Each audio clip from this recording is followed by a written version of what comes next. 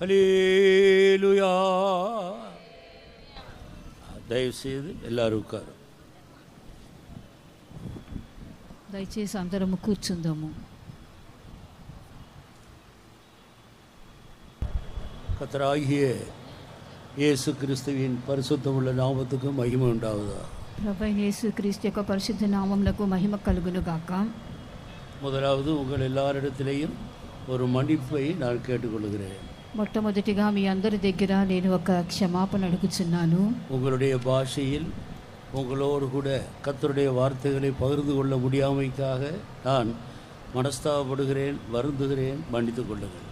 మీ యొక్క భాషలో నేను మీ అందరి ఎదుట నేను ఇక వాక్య పరిచర్య చేయలేకపోవచ్చున్నందున మీ అందరి ఎదుట కూడా నేను ఎంతగానో పశ్చాత్తాపడుచున్నాను, దుఃఖపడుచున్నాను. మీ వద్ద క్షమాపణ అడుగుచున్నాను. சீக்கிரத்திலே இந்த தெலுங்கு பாஷையிலே கர்த்தருடைய வசனங்களை அறிவிக்கும்படியாக நீங்களும் எனக்காக ஜெபித்து கொள்ளும்படி கேட்டுக்கொள்ளுகிறேன். త్వరితముగా నేను కూడా తెలుగు భాషలో వాక్య పరిచర్య చేయనట్లుగా మీరందరూ కూడా నా నిమిత్తము కూడా ప్రార్థన చేయవలని కోరుచున్నాను. நம் மத்தியில் இருக்கிற கர்த்தருடைய மகிமையான பிரசன்னத்துக்காக நாம் எல்லாரும் நம்முடைய கண்களை நம்முடைய దేవునికి நேராக ஏறெடுத்து கைகளை உயர்த்தி స్తోత్రం பண்ணுவோம். మన మధ్యలో ఉన్నటువంటి దేవుని యొక్క మహిమ గల సాన్నిధ్యం కొరకై మనమందరం కూడా మన యొక్క కన్నులను మనం పైకెత్తి మన యొక్క చేతులను మనం ఎత్తి అందరం కూడా చేరి దేవుని స్తోత్రించదము.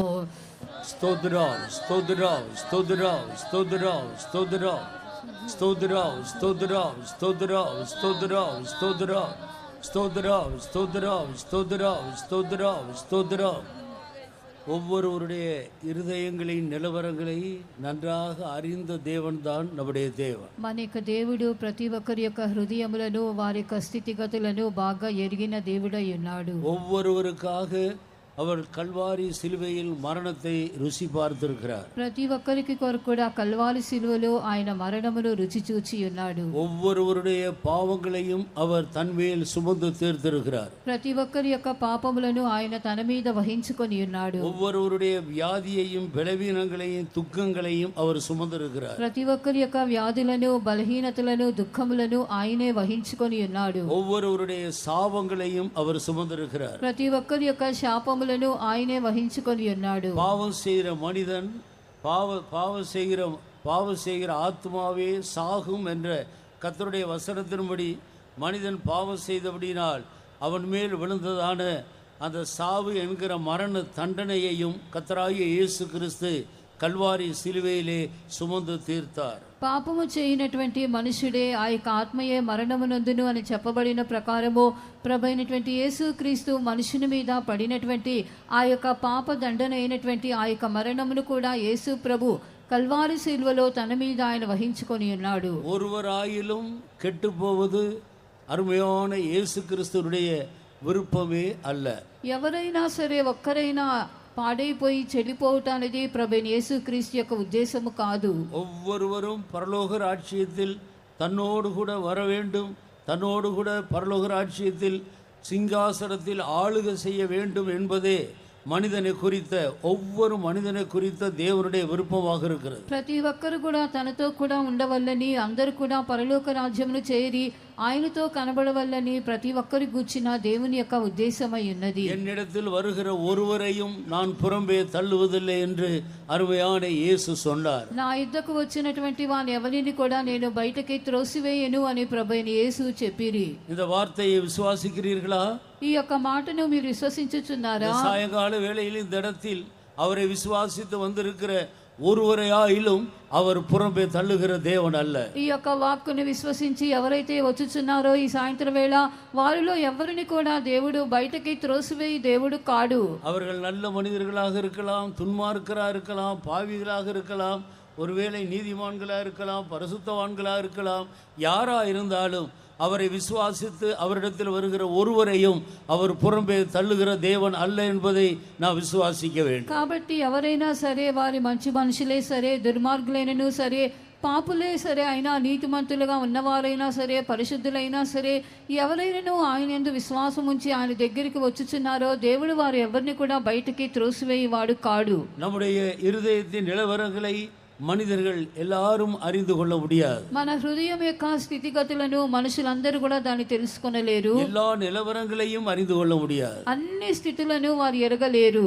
எத்தனையோ பெற்றோர்கள் கூட பிள்ளைகளுடைய நிலவரங்களை அறிய முடிகிறது. ఎంతో మంది తల్లిదండ్రులు కూడా తమ యొక్క పిల్లల యొక్క స్థితిని ఎరగలేకపోతున్నారు. ஆனால் நம்முடைய தேவனோ நம்மை நன்றாக அறிந்தவராக இருக்கிறார். మన దేవుడైతే మనను బాగా ఎరిగినటువంటి దేవునిగానే ఉన్నాడు. அவரிடத்தில் நாம் விசுவாசத்தோடு வரும்போது நம்முடைய நிலவரங்களை அறிந்த ஆண்டவர் நம்மை விசாரித்து நம்முடைய தேவைகளை எல்லாம் நமக்கு தந்து நம்முடைய ஆவியிலையும் ஆத்மாவிலையும் சரீரத்திலையும் இளைப்பாறுதலை தருகிற மெய்யான தேவனாக இருக்கிறார். మనము ఆయన వద్దకు వచ్చినప్పుడు మన యొక్క స్థితిని ఎరిగినటువంటి వాడై మన యొక్క ప్రాణము ఆత్మ శరీరమందు ఆయనే మనకు విశ్రాంతిని కలుగజేయనటువంటి దేవునిగా ఆయన కనబడుచున్నారు. அந்த தேவன் தாமே அவருடைய நாமத்துக்கு மகிமையாக இந்த கூட்டங்களை ஆசீர்வதித்து வருகிற ஒவ்வொருவரையும் இளைப்பாறுதலுக்குள்ளே நடத்துவாராக. దేవుడే ఈ యొక్క కూటములన్నిటిని కూడా భారం వహించి వచ్చినటువంటి ప్రతి ఒక్కరిని కూడా ఆ విశ్రాంతిలోనికి దేవుడు నడిపించును గాక. நம்முடைய ஒவ்வொருவருடைய இருதயத்தின் நிலவரங்களை அறிந்த ஆண்டவர் ஒவ்வொருவருக்கும் தேவையான அவருடைய மனதில் இருக்கிற அவருடைய வார்த்தைகளை தந்து தன்னுடைய வார்த்தைகளின் மூலம் அனைவரையும் தம்பக்கம் இழுத்து கொள்ளும்படி ஆசீர்வதிக்க முடியாக நாம் எல்லாரும் ஸ்தோத்திரம் பண்ணுவோம். కాబట్టి మన ప్రతి ఒక్కరి యొక్క హృదయం యొక్క స్థితిగతులను ఎరిగినటువంటి దేవుడు ఆయన మనసులో ఏమైతే ఉద్దేశించి ఉన్నాడో దానిని మనకు ఆయన తెలియపరిచి ఆయన వైపునకు దేవుడు మనందరినీ కూడా ఆకర్షించినట్లుగా మనమందరం కూడా చేరి దేవుని స్తోత్రించదము. స్తోత్రం స్తోత్రం స్తోత్రం స్తోత్రం స్తోత్రం స్తోత్రం స్తోత్రం స్తోత్రం స్తోత్రం స్తోత్రం స్తోత్రం అందరు గట్టిగా స్తోత్రం చెప్పండి. అందరూ కూడా గట్టిగా స్తోత్రించేదము. స్తోత్రం స్తోత్రం స్తోత్రం స్తోత్రం స్తోత్రం స్తోత్రం స్తోత్రం స్తోత్రం స్తోత్రం స్తోత్రం స్తోత్రం స్తోత్రం. கர்த்தருடைய பரிசுத்த நாமத்துக்கு மகிமை உண்டாக. దేవుని యొక్క పరిశుద్ధ నామమునకు మహిమ కలుగును గాక. இந்த காலங்கள் மழை காலமாக காணப்படுகிறது. ఈ కాలం అనేది వర్షాకాలముగా కనబడుచున్నది. இந்த மழையை குறித்து சில సత్యங்களை ఉన్మயை நான் విలగిக் கொள்ள வேண்டும். ఈ యొక్క వర్షమును గురించినటువంటి కొన్ని సత్యమైనటువంటి కార్యములను నిజాన్ని మనము గ్రహించుకొనవలెను. அப்படி விலகிக் கொண்டால் நாம் மழைக்கு பயப்பட மாட்டோம். అలాగూ మనం గ్రహించినట్లయితే వర్షమునకు మనం భయపడము. தைரியமாய் கர்த்தரை நோக்கி நாம் ஜெபம் பண்ணி எல்லா ஆசீர்வாதங்களையும் பெற்றுக்கொள்ள அது உதவியாக இருக்கும். మనము ధైర్యముగా మనము ప్రార్థించి ఆశీర్వాదములను పొందుకొనుటకు అది మనకు సహాయకరముగా ఉండును.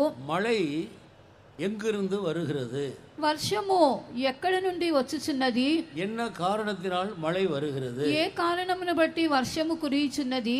அதை குறித்து நாம் எப்படி தேவனிடத்தில் நாம் ஜெபித்து கேட்டு அதை பெற்றுக்கொள்ள வேண்டும், இல்லாவிட்டால் அதை நிறுத்த வேண்டும் என்பதையும் நாம் விலகிக் கொள்ள வேண்டும். దానిని బట్టి ఎలాగన దేవుని యొద్ద మనము ప్రార్థించి దాన్ని పొందుకొనవలెను, లేనట్లయితే ఆ యొక్క వర్షమును ఎలాగన మనము నిలుపవలెను అనేటువంటి కార్యములను మనము గ్రహించవలసి ఉన్నది. இது ஒரு தொடர்ச்சியான வேதபாட கூட்டமாக இருக்கிறபடியினால் நீங்கள் நாள்தோறும் தொடர்ந்து வந்தால் இதை நன்றாக விலகிக் கொள்ள முடியும். కొనసాగించి జరిగే 4 దినాల వేద పట్టణముల కూటములు గనక కొనసాగించి మీరు వచ్చినట్లయితే ఈ కార్యములన్నిటిని కూడా మీరు బాగుగా గ్రహించుకొనగలరు. இது தேவனே தன்னுடைய சொந்த வாயை திறந்து சொன்ன விஷயமாக இருக்கிறபடியினால் நீங்கள் மற்றவர்களையும் அழைத்து கொண்டு வந்து அவர்களும் ஆசீர்வதிக்கப்படும்படியாக ஒவ்வொரு நாளும் புதிய ஆத்துமாக்களை உங்களுக்கு அறிமுகமானவர்களை அழைத்து கொண்டு வரும்படியாக கேட்டுக்கொள்ளுகிறோம். దేవుడు తానే తన యొక్క నోరు ద్వారా మాట్లాడినటువంటి కార్యముగా కనబడుచున్నందున మీరు కూడా కూటములకు వచ్చినప్పుడు మీకు పరిచయమైనటువంటి వారిని ఇతరులను నూతన ఆత్మలను కూడా మీ తోడుకొని రావాలని చెప్పి కోరుచున్నాను.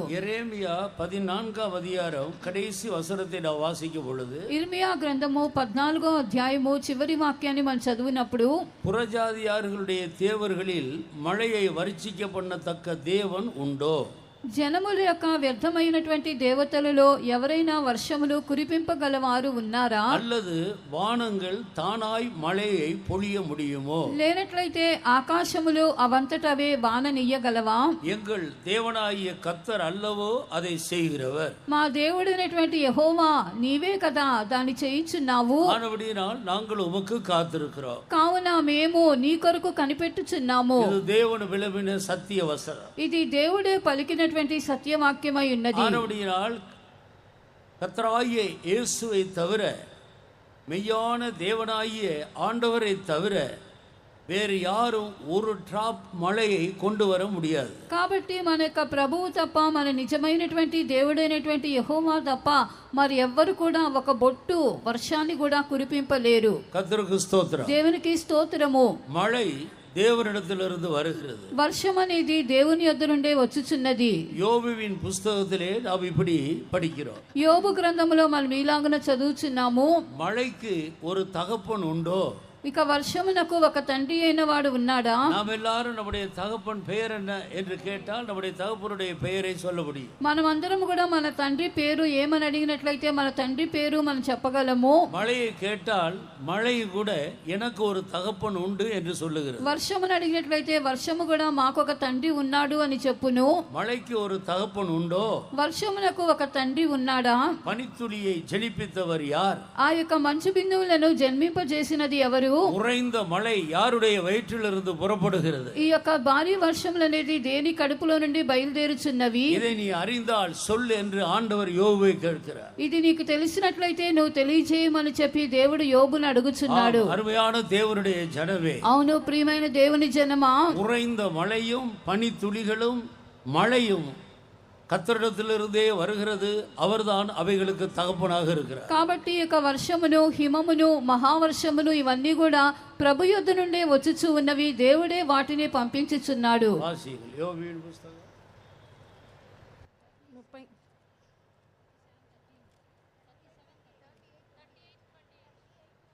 38:28. వర్షమునకు తండ్రి ఉన్నాడా? మంచు బిందువులను పుట్టించువాడెవడు? మంచుగడ్డ ఎవని గర్భములో నుండి వచ్చును? ఆకాశము నుండి దిగు మంచును ఎవడు పుట్టించును? மலைக்கு ஒரு தகப்பனுண்டோ? பனித்துளிகளை ஜனிப்பித்தவர் யார்? உறைந்த தண்ணீர் யாருடைய வயிற்றிலிருந்து புறப்படுகிறது?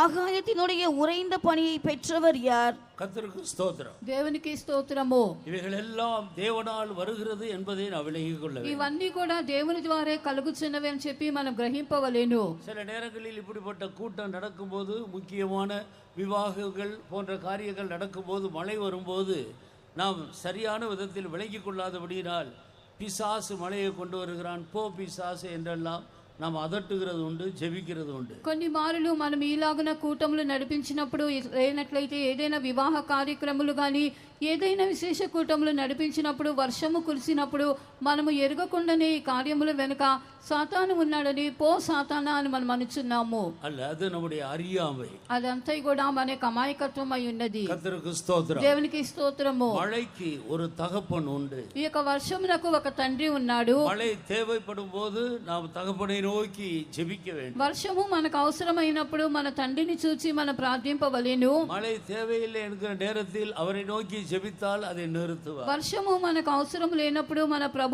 తట్టు చూచి మనం ప్రార్థించినప్పుడు దేవుడు నిలిపివేయును. அதே யோபுவின் புஸ்தகம் 37ஆம் அதிகாரத்துக்கு நான் வரும் பொழுது, ఇదే యోబు గ్రంథము 37వ అధ్యాయమునకు మనం వచ్చినప్పుడు மழை 3 காரணங்களால் தேவனால் அனுப்பப்படுகிறது என்று தெளிவாக வேத வசனம் போதிக்கிறது. వర్షం అనేది 3 కారణముల ద్వారా పంపింపబడుచున్నదని దేవుని యొక్క వాక్యం అనేది స్పష్టంగా మనకు తెలియపరచుచున్నది. வானமும் பூமியும் ஒழிந்து போனாலும் தேவனுடைய வாயிலிருந்து வருகிற ஒரு வார்த்தையும் மாறாது. ఆకాశము భూమియు గతించిపోనే కానీ దేవుని యొక్క నోట నుండి వచ్చినటువంటి ఒక్క మాటైనను స్పొల్లైనను కూడా తొలగిపోదు. தைரியமாய் கர்த்தருடைய வார்த்தையை பிடித்துக்கொண்டு எந்த இடத்திலையும் நான் நிற்கலாம், தேவன் நமக்காக நிற்பார். ధైర్యముగా దేవుని యొక్క వాక్కును పట్టుకొని ఏ స్థలంలోనైనా మనం నిలవబడవచ్చును. దేవుడు మన కొరకు ఆయన నిలవబడును. இந்த காரணங்களை விளங்கிக் கொண்டால் நாம் தேவனை நோக்கி ஜெபிக்கிறதுக்கு நமக்கும் கூட ஒரு பெரிய தைரியம் உண்டாயிருக்கு. ఈ కారణములన్నీ కూడా మనం గ్రహించినట్లయితే దేవుని తట్టు చూచి ప్రార్థన చేయునట్లుగా మనకు కూడా ఎంతో గొప్ప ధైర్యం అనేది మనకు కలుగును. 3 காரணங்களால் மழையை தேவன் அனுப்புகிறார். 3 కారణములను బట్టి దేవుడు వర్షమును పంపించుచున్నాడు. வேற யாரும் அனுப்புகிறதில்லை. మరి ఎవరు కూడా దాన్ని పంపుటలేదు. ஒன்றில் தண்டனையாக மழை அனுப்புகிறார். ఒకటి దేవుడు శిక్ష కొరకు వర్షాన్ని పంపుచున్నాడు. மனிதர்கள் தேவனுக்கு பிரியமில்லாமல் ஜீவிக்கும் போது, మనుషులు దేవునికి ప్రీతికరముగా జీవించకుండా ఉన్నప్పుడు, தேவனுக்கு சத்துருக்களாய் மாறும்போது, దేవునికి శత్రువులుగా మారినప్పుడు, ஆண்டவர் மழையை அனுப்பி மனிதர்களை சிக்ஷிக்கிறார். దేవుడు వర్షాన్ని పంపి మనుషులను ఆయన శిక్షించుచున్నాడు. மழையினால் சில நேரங்களில் எவ்வளவோ பெரிய அழிவு நஷ்டங்கள் வந்து விடுகிறது. వర్షము ద్వారా కొన్ని చోట్ల ఎంతో నాశనం అనేది నష్టం అనేది కలుగుతూనే ఉన్నది. எனவே ஒன்றில் தண்டனையாகவும் மற்றொன்றில் ஆண்டவர் பூமிக்கு உபயோகமாகவும் மூன்றாவது கிருபையாகவும் மழையை அனுப்புகிறார் என்று தெளிவாக நாம் படிக்கிறோம். అందుకొరకే ఒకటి దేవుడు శిక్ష కొరకును, రెండవది ఆయన భూలోకం యొక్క ఉపయోగము కొరకును, మూడవది కృప చేయుట కొరకును వర్షాన్ని పంపించుచున్నాడని స్పష్టంగా వ్రాయబడి ఉన్నది. వాసి 37:13 వాక్యము. మెరుపును మేఘములను సంచారము చేయును, ఆయన వాటికి ఆజ్ఞాపించినది యావత్తును అవి నెరవేర్చును. శిక్ష కొరకే గాని తన భూలోకము కొరకే గాని కృప చేయుటకే గాని ఆయన ఆజ్ఞాపించిన దానిని అవి నెరవేర్చును. ஒன்றில் தண்டனையாகவும் ஒன்றில் தம்முடைய பூமிக்கு உபயோகமாகவும் ஒன்றில் கிருபையாகவும் அவைகளை வரப்பண்ணுகிறார். கர்த்தருக்கு ஸ்தோத்திரம். దేవునికి స్తోత్రము. ஆறுபடியால் மனிதர்கள் பாவம் செய்யும் போது தேவனுக்கு துரோகிகளாக மாறும்போது ஆண்டவர் மழையை தண்டனையாக கொடுத்து அவர்களை திருத்துகிறார். మనుషులు పాపము చేసినప్పుడు, దేవునికి ద్రోహులుగా మారినప్పుడు దేవుడు ఇక శిక్షగా వర్షాన్ని పంపి దేవుడు వారిని దండించుచున్నాడు. நோவா காலத்தில் ஜலப்பிரளயம் உண்டானதை நான் வேதத்தில் படித்திருக்கிறோம். నోవహు కాలంలో జలప్రళయము కలిగినది వాక్యమందు మనం చదువుచున్నాము. இன்னும் ஆங்காங்கு பல சந்தர்ப்பங்களில் மழை அதிகமாக பொழிவதால் பலத்த நஷ்டங்கள் வருவதையும் நாம் கண்டிருக்கிறோம். అలాగే కూడా పలు స్థలముల్లో కూడా భారీ వర్షములు కురియుట ద్వారా అధికమైనటువంటి నష్టము కలిగినట్టుగా కూడా చదువుచున్నాము. ஆறுபடியால் ஒன்றில் தண்டனையாக மழை வருகிறது, ఒకటి శిక్ష కొరకు వర్షం అనేది కురియుచున్నది, இன்னொன்று பூமிக்கு உபயோகமாக வருகிறது, రెండవది భూలోకం యొక్క ఉపయోగము కొరకు వచ్చుచున్నది. மனிதர்களுக்கு தேவையான தண்ணீர், மிருகங்களுக்கு தேவையான தண்ணீர், விவசாயத்துக்கு தேவையான தண்ணீர் எல்லாவற்றையும் ஆண்டவர் கொடுத்து பருவ மழை என்று சொல்லுகிறது போல அந்தந்த காலங்களில் பூமிக்கு உபயோகமாக மழையை கொடுக்கிறார். మనుషుల కొరకైన నీళ్లు, పశువుల కొరకైన నీళ్లు, వ్యవసాయం కొరకైనటువంటి నీళ్లు, ఈలాగున ఋతువులు అని చెప్పినట్లుగా ఋతువుల ప్రకారముగా దేవుడు వర్షమును ఆయన కుమ్మరించువాడై ఉన్నాడు. மூன்றாவதாக கிருபையாக கொடுக்கிறார். మూడవదిగా దేవుడు కృప చేయుటకి అనుగ్రహించుచున్నాడు. கர்த்தருக்கு ஸ்தோத்திரம். దేవునికి స్తోత్రము. மழை தேவைப்படுகிற நேரத்தில் தண்ணீர் இல்லாமல் மனிதர்கள் பஞ்சத்தில் வருந்தும் போது தேவனுடைய பிள்ளைகள் தங்களை தாழ்த்தி குற்றங்களை அறிக்கையிட்டு ஆண்டவரை நோக்கி ஜெபித்தால் கர்த்தர் குறைகளை மன்னித்து மழையை கொடுக்கிறார். వర్షము లేనటువంటి సమయమందు అంతే కూడా క్షామముగా ఎండిపోయిన స్థితిలో ఉండినప్పుడు దేవుని యొక్క బిడ్డలు తమను తాము తగ్గించుకొని తమ యొక్క తప్పిదములన్నీ కూడా ఒప్పుకొని ప్రభు యొద్ద వారందరూ కూడా మొరపెట్టి ప్రార్థించినటువంటి వేళ ప్రభు మరలా కృపగా వారికి వర్షాన్ని కుమ్మరించుచున్నాడు. இப்படிப்பட்ட சமயங்களில் மழை வரும்போது நம்மை தாழ்த்தி நம்முடைய குறைகள் குற்றங்களை ஒத்துக்கொண்டு தேவ சமூகத்தில் ஜெபித்தால் ஆண்டவர் மழையை நிறுத்துவார். அப்படி எத்தனையோ சந்தர்ப்பங்களில் நிறுத்தி இருக்கிறார். ఈలాగున మనము వర్షములు కురిగినప్పుడు మన కొరతలు లోపములు ఏమి అని చెప్పి గ్రహించుకొని మనల్ని మనము తగ్గించుకొని ఒప్పుకొనినప్పుడు దేవుడు ఆయా సందర్భములలో మనకి వర్షమును నిలుపువాడై ఉన్నాడు. அதுதான் கிருபையாக கொடுப்பது. అదే కృపగా దేవుడు అనుగ్రహించే వర్షము. தேவனுடைய மனிதர்கள் தங்களை தாழ்த்தி ஜெபிக்கும் போது, மழைக்கு தகப்பனாகி ஆண்டவரை நோக்கி ஜெபிக்கும் போது தேவைப்படுகிற நேரத்தில் மழையை கொடுப்பார். தேவையில்லாத மழை போதும் என்றால் ஜெபிக்கும் போது அதை நிறுத்தியும் கொடுப்பார். దేవుని యొక్క బిడ్డలు తమను తాము తగ్గించుకొని ఇలాగున వారు వర్షము కొరకు ప్రార్థించినప్పుడు, అవసరమైనప్పుడు ఈ యొక్క వర్షమునకు తండ్రిగా కనబడుచున్నటువంటి దేవుడు వర్షమును అనుగ్రహించును. లేనట్లయితే దేవుడు ఆ యొక్క వర్షమును నిలిపివేయువానిగా కనబడుచున్నాడు. மறுபடியும் இந்த காரியங்களை மனதில் வைத்துக்கொண்டு அதன்படி ஜெபித்து தைரியமாக ஒவ்வொரு நாள் கூட்டங்களுக்கு வருவோம். கர்த்தரை ஆசீர்வதிப்பார். కాబట్టి కార్యములన్నిటిని కూడా మనము గ్రహించుకొని ప్రతి దినము కూడా ధైర్యముగా మనము కూటములన్నిటికీ కూడా వచ్చేదము గాక దేవుడు మనలను ఆశీర్వదించును. இப்பொழுது நாம் எல்லாரும் நம்முடைய வேதபாட கூட்டத்துக்கு நேராக நம்முடைய கவனத்தை திருப்புவோம். ఇప్పుడు మనం అందరం కూడా మన యొక్క దృష్టిని మన యొక్క వేద పఠన కూటముల యొక్క అంశము తట్టు మనం త్రిప్పేదము. லூக்கா சுவிசேஷம் 10ஆம் அதிகாரம் 25வது వచనத்திலிருந்து వాసిக்கலாம். లూకా సువార్త 10వ అధ్యాయము 25వ వాక్యము నుండి మనం చదువుకుందాము. ఇదిగో ఒకప్పుడు ధర్మశాస్త్రోపదేశకుడు లేచి, బోధకుడా, నిత్య జీవమునకు వారసుడనొకటకు నేనేమి చేయవలెనని ఆయనను శోధించుచు అడిగెను.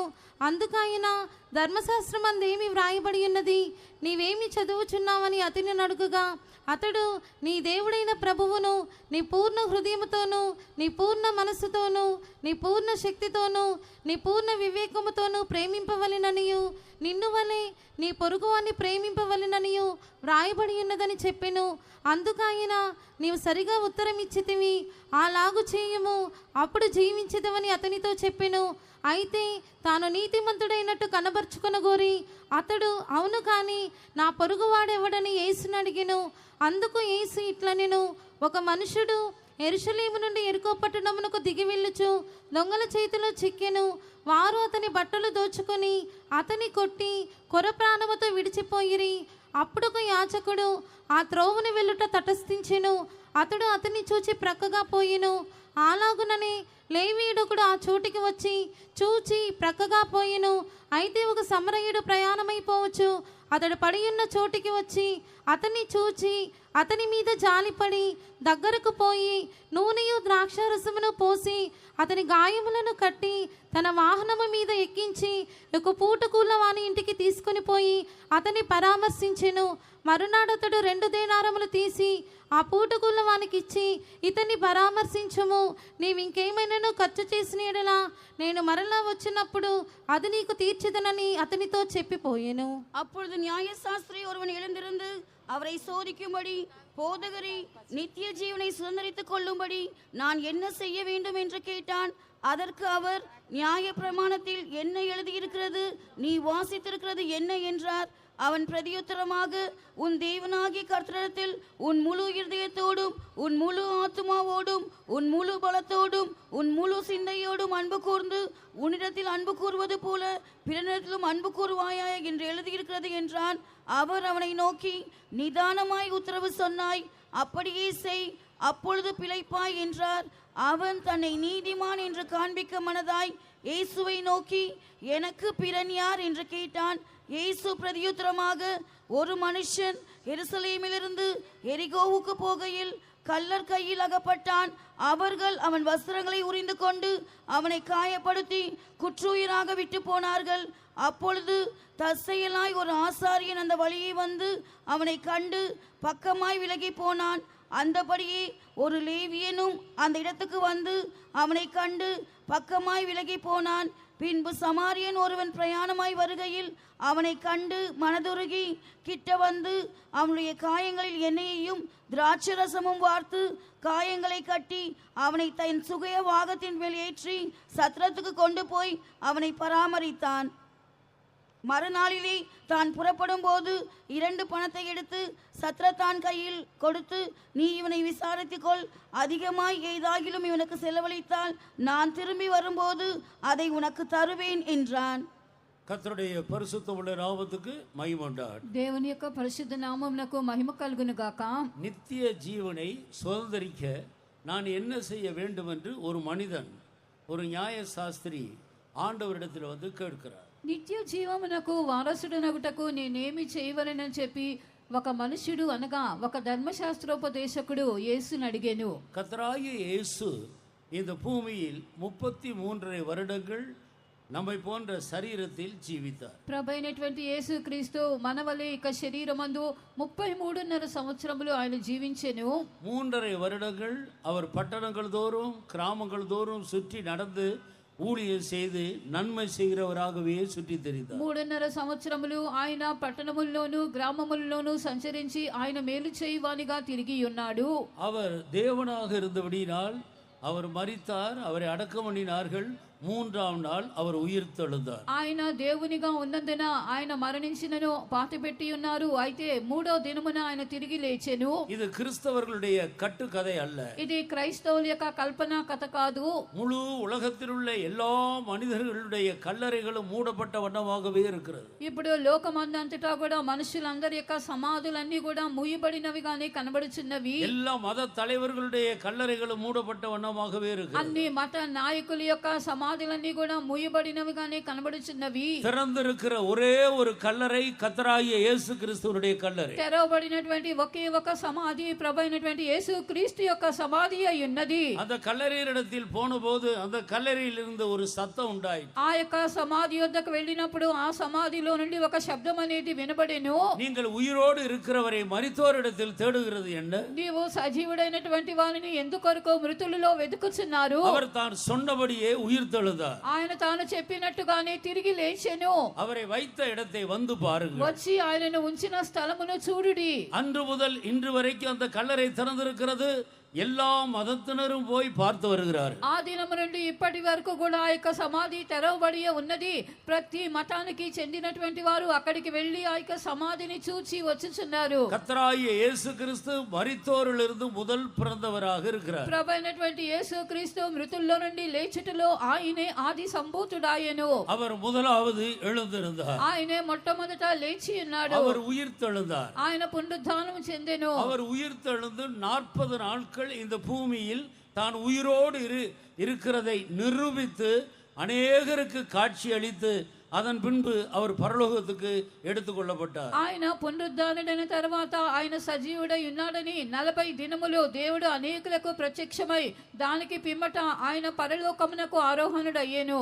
நான் மறுபடியும் வந்து உங்களை என்னிடத்தில் சேர்த்துக் கொள்வேன் என்று தன்னை விசுவாசித்த తనుడేవరిகளை பார்த்து சொன்னார். అయితే నేను మరలా వచ్చి మిమ్ములను నా యుద్ధకు చేర్చుకొందునని చెప్పి తన యందు ఎవరైతే విశ్వాసం ఉంచి ఉన్నారో తన వారితో ఆయన ఇలాగున చెప్పెను. இந்த உயிர்த்தெழுதலின் நம்பிக்கை தான் ஒவ்வொரு கிறிஸ்தவனுடைய முதுகெலும்பாக இருக்கிறது. ఈ పునరుద్ధానం యొక్క నిరీక్షణయే ప్రతి క్రైస్తవుని యొక్క వెన్నెముకగా కనబడుచున్నది. உயிர்த்தெழுதலின் நம்பிக்கை தான் கிறிஸ்தவனுடைய ஜீவனாக இருக்கிறது. పునరుద్ధానం యొక్క నిరీక్షణయే క్రైస్తవుని యొక్క జీవమై ఉన్నది. இதை அழிக்க எவ்வளவோ மனிதர்கள் எழும்பி பிரயாசப்பட்டார்கள். దీనిని నాశనము చేయుటకు అనేక మంది లేచి ఎంతో ప్రయాసపడి ఉన్నారు. எவ்வளவு உபத்திரவங்கள் வருகிறதோ அவ்வளவு அதிகமாய் பெருகிக் கொண்டே போகிறார். ఎంతగా శ్రమలు అనేవి సంభవించి ఉన్నవో అంతగా వారు అభివృద్ధి చెంది ఉన్నారు. நாம் மத பிரச்சாரம் பண்ண வரவில்லை. మేము మత ప్రచారము చేయుటకు రాలేదు. உண்மையான தெய்வத்தை அறிந்து ஒரு மனிதரும் கெட்டு போகாமல் பரலோகம் போக வேண்டும் என்ற ஆத்ம பாரத்தோடு இந்த வார்த்தைகளை அறிவிக்கிறோம். ఒక్కరైనా కూడా నశించి పోకూడదు, అందరూ పరలోకానికి వెళ్ళి చేరవల్లని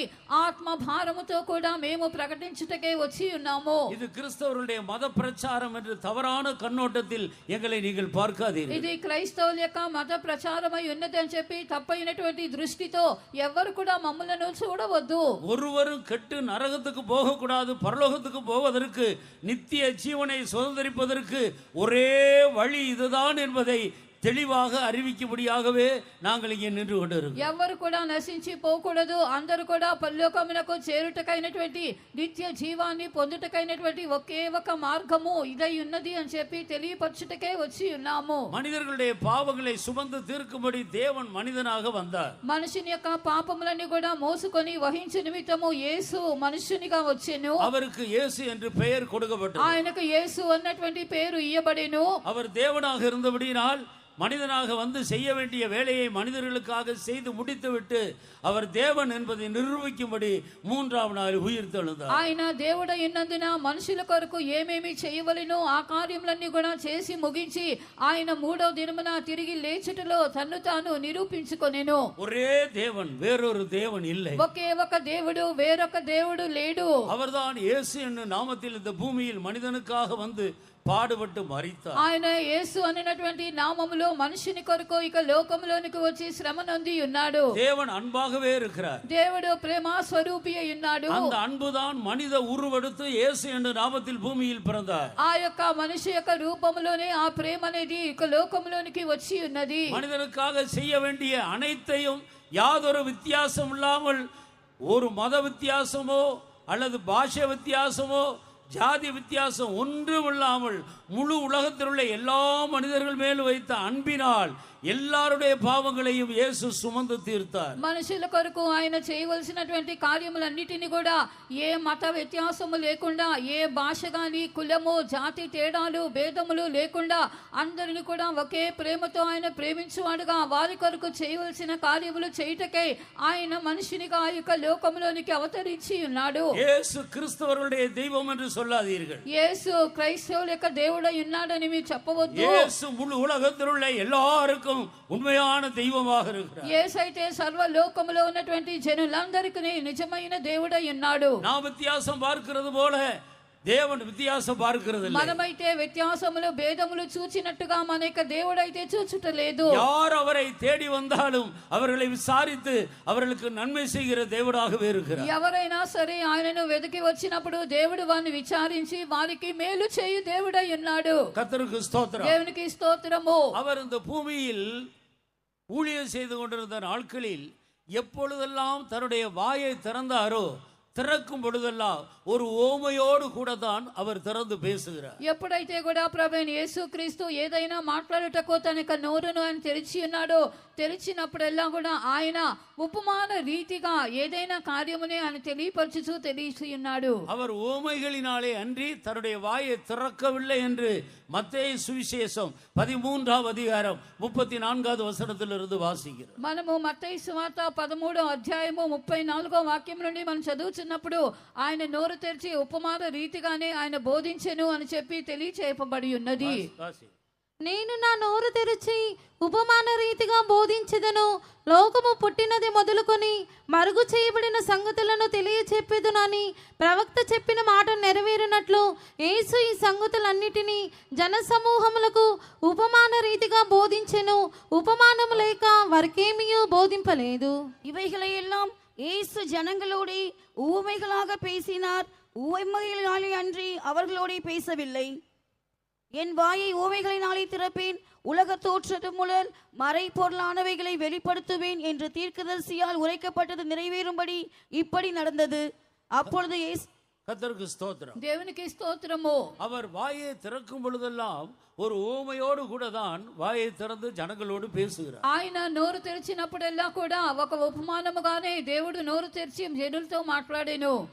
ஓமைகளில் சொல்லப்பட்டிருக்கிறது அனைத்தும் విశేషமான సత్యங்கள் என்பதை நாம் విளங்கிக் கொள்ள வேண்டும். ఉపమానముల్లో చెప్పబడినటువంటి కార్యములన్నీ కూడా విశేషమైన సత్యములు అని చెప్పి మనం గ్రహింపవలెను. நானும் கூட கர்த்தராகிய இயேசுவை இரட்சகராக அனுப்பிப்பதற்கு முன்பாக இந்த ஓமைகளை எல்லாம் பார்த்துவிட்டு ஏதோ வேதத்தில் கதை சொல்லுகிறார்கள் என்று தான் எண்ணிக்கொண்டிருந்தேன். నేను కూడా రక్షణ పొందుటకు ముందుగా ఈ యొక్క ఉపమానములన్నీ కూడా నేను చూచినప్పుడు వీరు ఏదో ఒక కథగా చెప్పుచున్నారు అని చెప్పి నేను తలంచి ఉన్నాను. அது கதை அல்ல, அவைகள் அனைத்தும் விசேஷங்கள். అవి కథ కాదు కానీ ఇవన్నీ కూడా విశేషతలు ఉన్నవి. 13ஆம் அதிகாரம் முதல் வசனத்தை நீங்கள் வாசிக்கும் போது మత్తయి సువార్త 13వ అధ్యాయము మొదటి వాక్యాన్ని చదివినప్పుడు அவர் அநேக விசேஷங்களை ஓமைகளாக அறிவித்தார். ఆయన అనేకమైనటువంటి విశేషమైనటువంటి కార్యములన్నిటిని కూడా ఉపమాన రీతిగా ఆయన బోధించెను. எப்படி வெளிப்படுத்தின விசேஷம் என்று படிக்கிறோமோ அதே போல ஓமைகளில் சொல்லப்பட்டிருக்கிற அனைத்தும்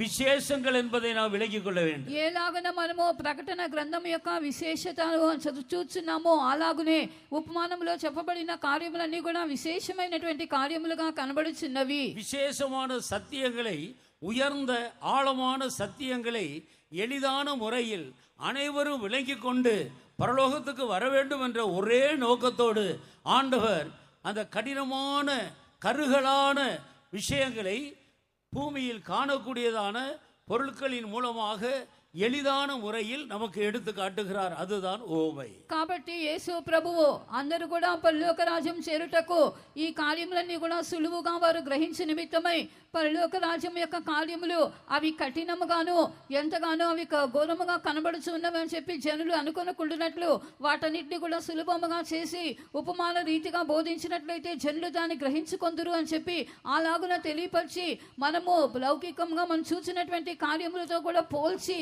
యేసు ప్రభు ఈ కార్యములను చెప్పి ఉన్నాడు, ఇదే ఉపమానమై ఉన్నది. ஒரு மனிதனும் கெட்டு நரகத்துக்கு போக வேண்டும் என்பது ஆண்டவருடைய விருப்பமே அல்ல. நரகம் మనిదనుకాగ సృష్టించబడ్డதும் அல்ல. ఒక్క మనుషుడైనా సరే నశించిపోయి నరకమునకు వెళ్ళుట దేవుని యొక్క ఉద్దేశము కానే కాదు. నరకం అనేది మనుషుల కొరకు సృష్టించబడినటువంటి ఒక స్థలమును కానే కాదు. அது தூதர்கள் விழுந்து போன தூதர்களுக்காக சிருஷ்டிக்கப்பட்ட இடம். అది పడిపోయినటువంటి దూతల కొరకై సృష్టించబడినటువంటి స్థలమై ఉన్నది. சிருஷ்டிப்பின் வரிசையில் முதலாவது சிருஷ்டிக்கப்பட்டவர்கள் தூதர்கள். సృష్టి యొక్క వరుస క్రమము చూచినప్పుడు మొట్టమొదటిగా సృష్టించబడిన వారు దేవదూతలై ఉన్నారు. கடைசியாக சிருஷ்டிக்கப்பட்டவன் மனிதன். చివరిగా సృష్టించబడిన వాడే మనుష్యుడై ఉన్నాడు. முதலாவது சிருஷ்டிக்கப்பட்ட தூதர்களும் விழுந்தார்கள். మొట్టమొదట సృష్టింపబడిన దూతలు కూడా పడిపోయిరి. அதில் ஒரு கூட்ட தூதர்கள் விழுந்தார்கள். దానిలో గుంపు దూతలు పడిపోయిరి. கடைசியாக சிருஷ்டிக்கப்பட்ட மனிதனும் விழுந்தார். చివరిగా సృష్టించబడిన మనుష్యుడు కూడా పడిపోయెను. மனிதனை ஆண்டவர் தன்னுடைய சாயலின்படி தன்னுடைய ரூபத்தின்படியே சிருஷ்டித்தார். దేవుడు మనిషిని తన యొక్క సారూప్యము చొప్పున తన పోలిక చొప్పునే సృష్టించెను. அவன் யுகாயுகமாய் ஆண்டவரோடு கூட நித்தியத்திலே ஆளுகை செய்ய வேண்டும். தனக்கு ஒப்பாக தனக்கு சமமாக அவன் வந்து அமர வேண்டும் என்பதே மனிதனை குறித்த தேவனுடைய நோக்கமாக இருக்கிறது. యుగాయుగములు కూడా మనుషుడు దేవునితో కూడా నివాసము చేయవలనని, తనకు సమముగా ఒక మనుషుడు లేచి రావాలన్నటువంటి ఉద్దేశముతోనే దేవుడు మనుషుని పట్ల ఆయన క్రియ చేసి ఉన్నాడు. தூதர்கள் தேவனுக்கும் தேவனால் சிருஷ்டிக்கப்பட்ட மனிதனுக்கும் பணிவிடை செய்கிற பணிவிடையின் ஆவிகளாகவே இருக்கிறார். దూతలైతే దేవునికిని దేవుని ద్వారా సృష్టించబడినటువంటి మనుషులకు పరిచారము చేయనటువంటి పరిచారపు ఆత్మలుగా కనబడుచున్నవి. இப்படி இருக்க முதலாவது சிருஷ்டிக்கப்பட்ட தூதர்களில் ஒரு கூட்டம் பேர் விழுந்தார்கள். அவர்களுக்கு மீட்பு இல்லை. ఈలాగన ఉండగా మొట్టమొదట సృష్టించబడినటువంటి దేవదూతలలో ఒక గుంపు వారు పడిపోయి ఉన్నారు. ఆ యొక్క దూతలకు విమోచన అనేదే లేదు. கடைசியாக சிருஷ்டிக்கப்பட்ட மனிதன் விழுந்தான். అయితే చివరిగా సృష్టించబడిన మనుష్యుడు పడిపోయెను. மனிதன் தேவனுடைய குமாரன்.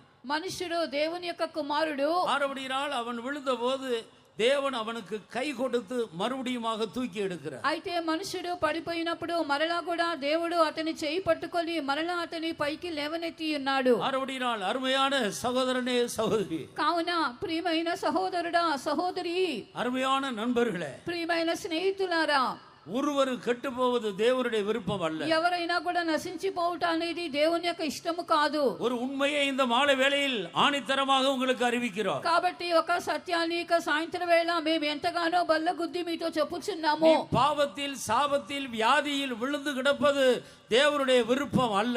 పాపములోను శాపములోను వ్యాధిలోను నువ్వు పడి ఉండుట అనేది దేవుని యొక్క ఇష్టము కాదు. உன்னை தூக்கி எடுக்கும்படி தேவன் தன்னுடைய கரத்தை நீட்டி இருக்கிறார். அவருடைய கரம் தான் இயேசு கிறிஸ்து. నిన్ను పైకి లేవనెత్తు నిమిత్తమే ప్రభు తన యొక్క చేతిని ఆయన చాపి ఉన్నాడు.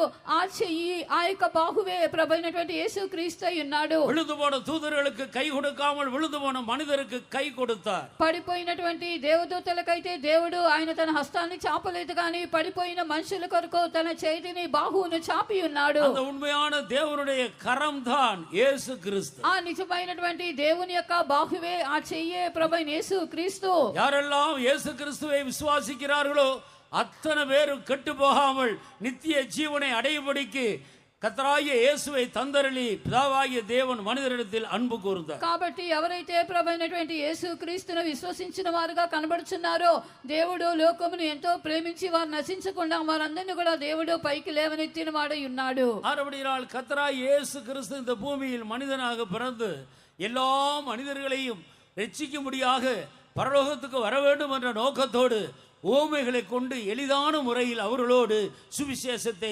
విశేషమానవిகளை அறிவித்து வந்தார். కాబట్టి ప్రభువైనటువంటి యేసుక్రీస్తు మనిషినిగా ఇక లోకంలోనికి జన్మించి అందరూ కూడా పరలోక రాజ్యమును చేరునట్లుగా ఈ సత్యములన్నీ కూడా ఉపమానముగా సులువుగా అర్థం చేసుకునే నిమిత్తము మనుషులతో ఆయన మాట్లాడి ఉన్నాడు. மனிதன் நித்திய நரகத்தை அல்ல நித்திய ஜீவனை பெற்று பரலோகத்தில் வாழ வேண்டும். మనుషుడు నిత్య నరకానికి కాదు, నిత్య జీవాన్ని పొందుకొని పరలోకంలోని అతడు ఏలుబడి చేయవలెను. ஒரு மனிதன் ஆண்டவரிடத்தில் வந்து இப்படி கேட்கிறார். ఒక మనుషుడు ప్రభు యొద్దకు వచ్చి ఇలాగని అడిగెను, போதகரே, நித்திய ஜீவனை அடையும்படி நான் என்ன செய்ய வேண்டும்? బోధకుడా, నిత్య జీవాన్ని నేను పొందుటకు నేనేమి చేయవలెను అని అడిగెను. கொடுக்கப்பட்டிருக்கிற கற்பனைகளை எல்லாம் கைக்கொள்ள வேண்டும் என்று ஆண்டவர் சொல்லுகிறார். యేసు ప్రభు అయితే ఇయ్యబడిన ఆజ్ఞలన్నీ కూడా గైకొనవలెను అని చెప్పెను. அவைகளை நான் சிறுபிராயம் முதற்கொண்டு கைக்கொண்டு வருகிறேன் என்று சொல்லுகிறார். అవన్నీ కూడా నా యొక్క చిన్ననాటి నుండి గైకొనుచున్నాను అని చెప్పెను.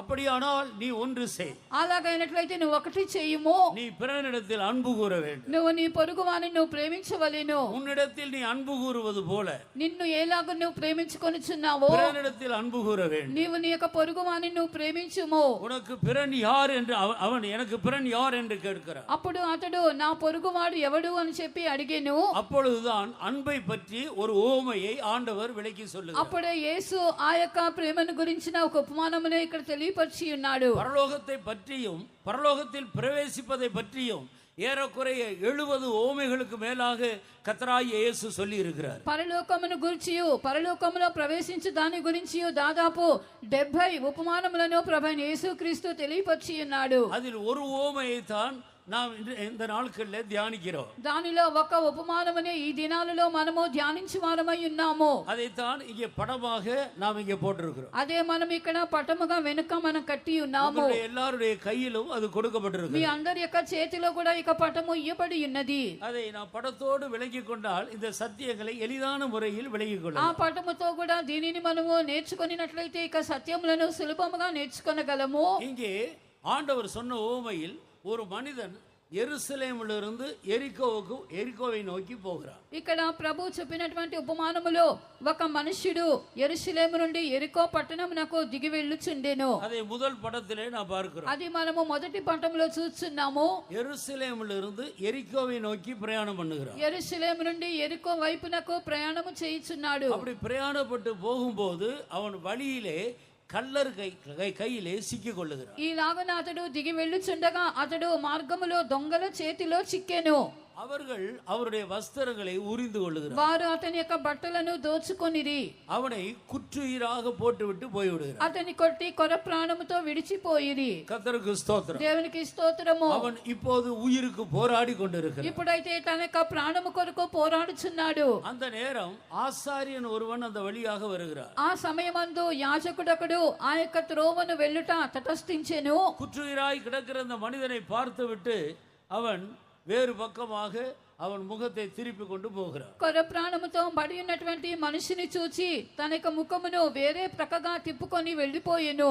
அடுத்ததாக ஒரு லேவியன் ஒருவன் அந்த பக்கமாக வருகிறார். తర్వాతగా ఒక లేవీయుడొకడు ఆ చోటికి చూచి ప్రక్కగా వచ్చెను. அவனும் அவனை பார்த்து விட்டு வேறொரு பக்கமாக திரும்பி போகிறார். అతడు కూడా అతని చూడవచ్చి వేరొక ప్రక్కగా వెళ్ళిపోయెను. கர்த்தருக்கு ஸ்தோத்திரம். దేవునికి స్తోత్రము. இவர்கள் இருவருமே எருசலேமிலே வாழ்கிறவர்கள். వీరిద్దరు కూడా యెరూషలేములోనే నివసించువారై ఉన్నారు. குற்றுயிராய் கிடக்கிற அந்த மனிதனுடைய இனத்தை சேர்ந்தவர்கள். అయితే కొర ప్రాణముతో పడి ఉన్నటువంటి ఆ మనుష్యుని యొక్క వంశమునకై చెందినవారు. அவர்கள் இருவரு யூதர்கள். குற்றுயிராய் கிடக்கிற மனிதனும் யூதன். వారిద్దరు కూడా యూదులై ఉన్నారు. కొర ప్రాణంతో పడి ఉన్న మనుష్యుడు కూడా యూదుడై ఉన్నాడు. தன்னுடைய இனத்தான் குற்றுயிராக கிடந்தாலும் அவனை பார்த்து விட்டு இரக்கமற்றவர்களாக அவர்கள் முகத்தை திருப்பி கொண்டு போய் கொண்டிருக்கிறார். అయితే తనకు సొంతమైనటువంటి వాడు కొర ప్రాణంతో పడి ఉన్నటువంటి స్థితిని కూడా చూచి కనికరము జాలి లేకుండా వారు వేరే ప్రక్కగా ముఖాన్ని తిరుపుకొని వెళ్ళిపోయి ఉన్నారు. அவன் ஏதாயிலும் தவறு செய்திருப்பான், அது நிமித்தமாக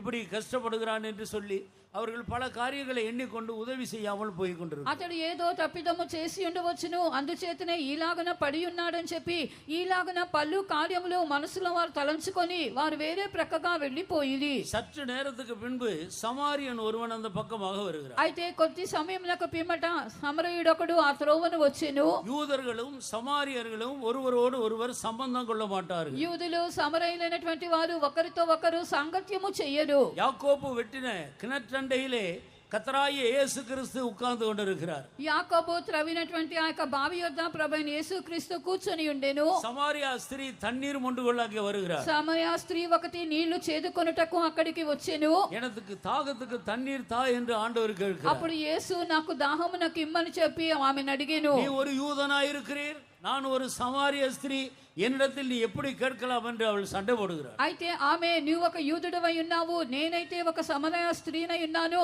నాకు దాహమునకు ఇమ్మని ఎలాగ అడుగుచున్నావని ఆయనతో కూడా జగడమాడుచున్నది. యూదர்கள் பார்வையில் சமாரியர்கள் అల్పமாய் కருదப்படுகிறார்கள். యూదుల యొక్క దృష్టిలో సమరయులైనటువంటి వారు హీనముగా ఎంచబడి వారై ఉన్నారు. கர்த்தருக்கு ஸ்தோத்திரம். దేవునికి స్తోత్రము. ஒருவேளை அது நிமித்தமாக அவளும் கூட ஆண்டவரிடத்தில் இவ்விதமாக கேட்கிறார், நீ எப்படி என்னை கேட்கலாம்? ఒకవేళ ఈలాగున ఉన్నందువలన ఆమె కూడా ప్రభు యొద్ద అడిగి ఉన్నది, నువ్వు ఏలాగున నా యొద్ద నీళ్లను దాహమునకు అడుగుచున్నావని. ஆனால் இந்த ஓமையிலே சமாரியன் இந்த குற்றுயிராக கிடக்கிற மனிதனை பார்த்துவிட்டு அவன் மேல் இறக்க வைத்து மனது உருகி அவன் கிட்ட போய் அவனுடைய காயங்களை கட்டி அவனுக்கு திராட்சை ரசமும் எண்ணெயும் வார்த்து அவனை அதோடு விட்டு விடாமல் அவனை தன்னுடைய சொந்த வாகனத்தில் ஏற்றுக்கொள்ளுகிறார். ఇక్కడైతే ఈ సమరయుడు ఈ కొర ప్రాణముతో పడి ఉన్నటువంటి మనుషుని యొక్క చోటికి వచ్చినప్పుడు అతని చూచి కనికరపడి అతని మీద జాలిపడి దగ్గరికి పోయి అతని యొక్క గాయములను కట్టి నూనెయో ద్రాక్షరసమును పోసి దానితో కూడా విడిచిపెట్టకుండా తన యొక్క సొంత వాహనమును ఎక్కించుకొని ఉన్నాడు. அவனை தன்னுடைய சொந்த வாகனத்தில் ஏற்றி கொண்டு போய் ஒரு சத்திரத்தில் கொண்டு போய் அந்த சத்திரத்தான் கையிலே ఇవனை ఒప్పడెక్కిరారు. ఆయన ఇతనిని తన యొక్క సొంత వాహనం మీద ఎక్కించుకొని వెళ్ళి ఒక పూటకూళ్ళ వారి ఇంటికి వెళ్ళి అక్కడ అతనిని అప్పగించెను. அந்த சத்திரத்தான் கையிலே 2 துட்டு கொடுக்கிறார். అక్కడ ఆ పూటకూళ్ళ వారి యొక్క చేతిలో 2 దేనారములను ఇచ్చెను. இந்த துட்டை வைத்து நீ இவனை பராமரித்துக்கொள். ఈ యొక్క దేనారములతో కూడా ఇతనిని పరామర్శించుము. இவனை பராமரிக்க இது போதும். ఇది పరామర్శించుటకు ఇది నీకు చాలును. ஒருவேளை இதற்கு மிஞ்சி நீ ஏதாயிலும் செலவழித்தால், ఒకవేళ నీవు ఇంక ఏమైనను అధికముగా ఖర్చు పెట్టిన ఎడల நான் திரும்பி வருவேன், నేను తిరిగి మరలా వచ్చేదను, அப்போது அதை நான் உனக்கு தருவேன், అప్పుడు అది నీకు ఇచ్చేదను, நான் இவனை என்னிடத்திலே சேர்த்துக்கொள், ఇతనిని నా యొద్దకు నేను చేర్చుకొందును. இப்படி சொல்லி மறுநாளிலே அந்த நல்ல சமாரியன் புறப்பட்டு போகிறார். ఈలాగన చెప్పి మరునాడు ఆ యొక్క మంచి సమరయుడు బయలుదేరి వెళ్ళెను. இதுதான் இந்த ஓமையினுடைய விளக்கம். ఇదే ఈ యొక్క ఉపమానం ఈ యొక్క వ్యాఖ్యానమై ఉన్నది. இந்த ஓமையில் கர்த்தராகிய இயேசு கிறிஸ்து பரலோகத்தை பற்றி சொல்லுகிற கருத்து என்ன? ఈ యొక్క ఉపమానములో ప్రభువైన యేసుక్రీస్తు పరలోకమును గురించి చెప్పినటువంటి అర్థము ఏమై ఉన్నది? இந்த ஓமையில் சொல்லப்பட்டிருக்கிற ஒவ்வொரு வார்த்தைக்கும் ஒரு அர்த்தம் இருக்கிறது. ఈ యొక్క ఉపమానంలో చెప్పబడినటువంటి ప్రతి మాటకు కూడా ఒక అర్థం అనేది ఉన్నది. அதை நாம் விலகி கொண்டால் பரலோகத்தில் பிரவேசிப்பதற்கு நாம் పడుగిற ప్రయాసங்கள் మిகவும் ఎలిదాగా இருக்கும். అది మనము గ్రహించినట్లయితే పరలోకానికి మనం వెళ్ళుటకు మనము పడుచున్నటువంటి ప్రయాసములన్నీ కూడా మనకు ఎంతగానో సునాయాసముగా మారిపోవును. நம்முடைய జీవితంలో కూడా ஒரு பெரிய సమాధానத்தையும் ఇలైపారుదలైயும் நாம் அனுபவிக்க முடியும். మన యొక్క జీవితంలో కూడా గొప్ప సమాధానమును విశ్రాంతిని కూడా మనం అనుభవించగలము. இந்த காரியங்களை மனதில் வைத்துக்கொண்டு நாம் எல்லாரும் அந்த முதல் படத்துக்கு நம்முடைய கவனத்தை திருப்புவோம். ఈ కార్యములన్నీ కూడా మనమందరము మన యొక్క మనసులో మనం ఉంచుకొని మన యొక్క దృష్టిని మనమందరము కూడా మొదటి పటమునకు మనము త్రిప్పేదము. యెరూషలేములో ஒரு மனிதன் எரிகோவை நோக்கி போகிறார். యెరూషలేము నుండి ఒక మనుషుడు ఎరికోను చూచి దిగి వెళ్ళుచున్నాడు. இந்த எருசலேம் என்று சொல்லுகிற இந்த பகுதி எதை காட்டுகிறது? యెరూషలేము అని మనం చెప్పినప్పుడు ఈ యొక్క భాగము దేనిని సూచించుచున్నది?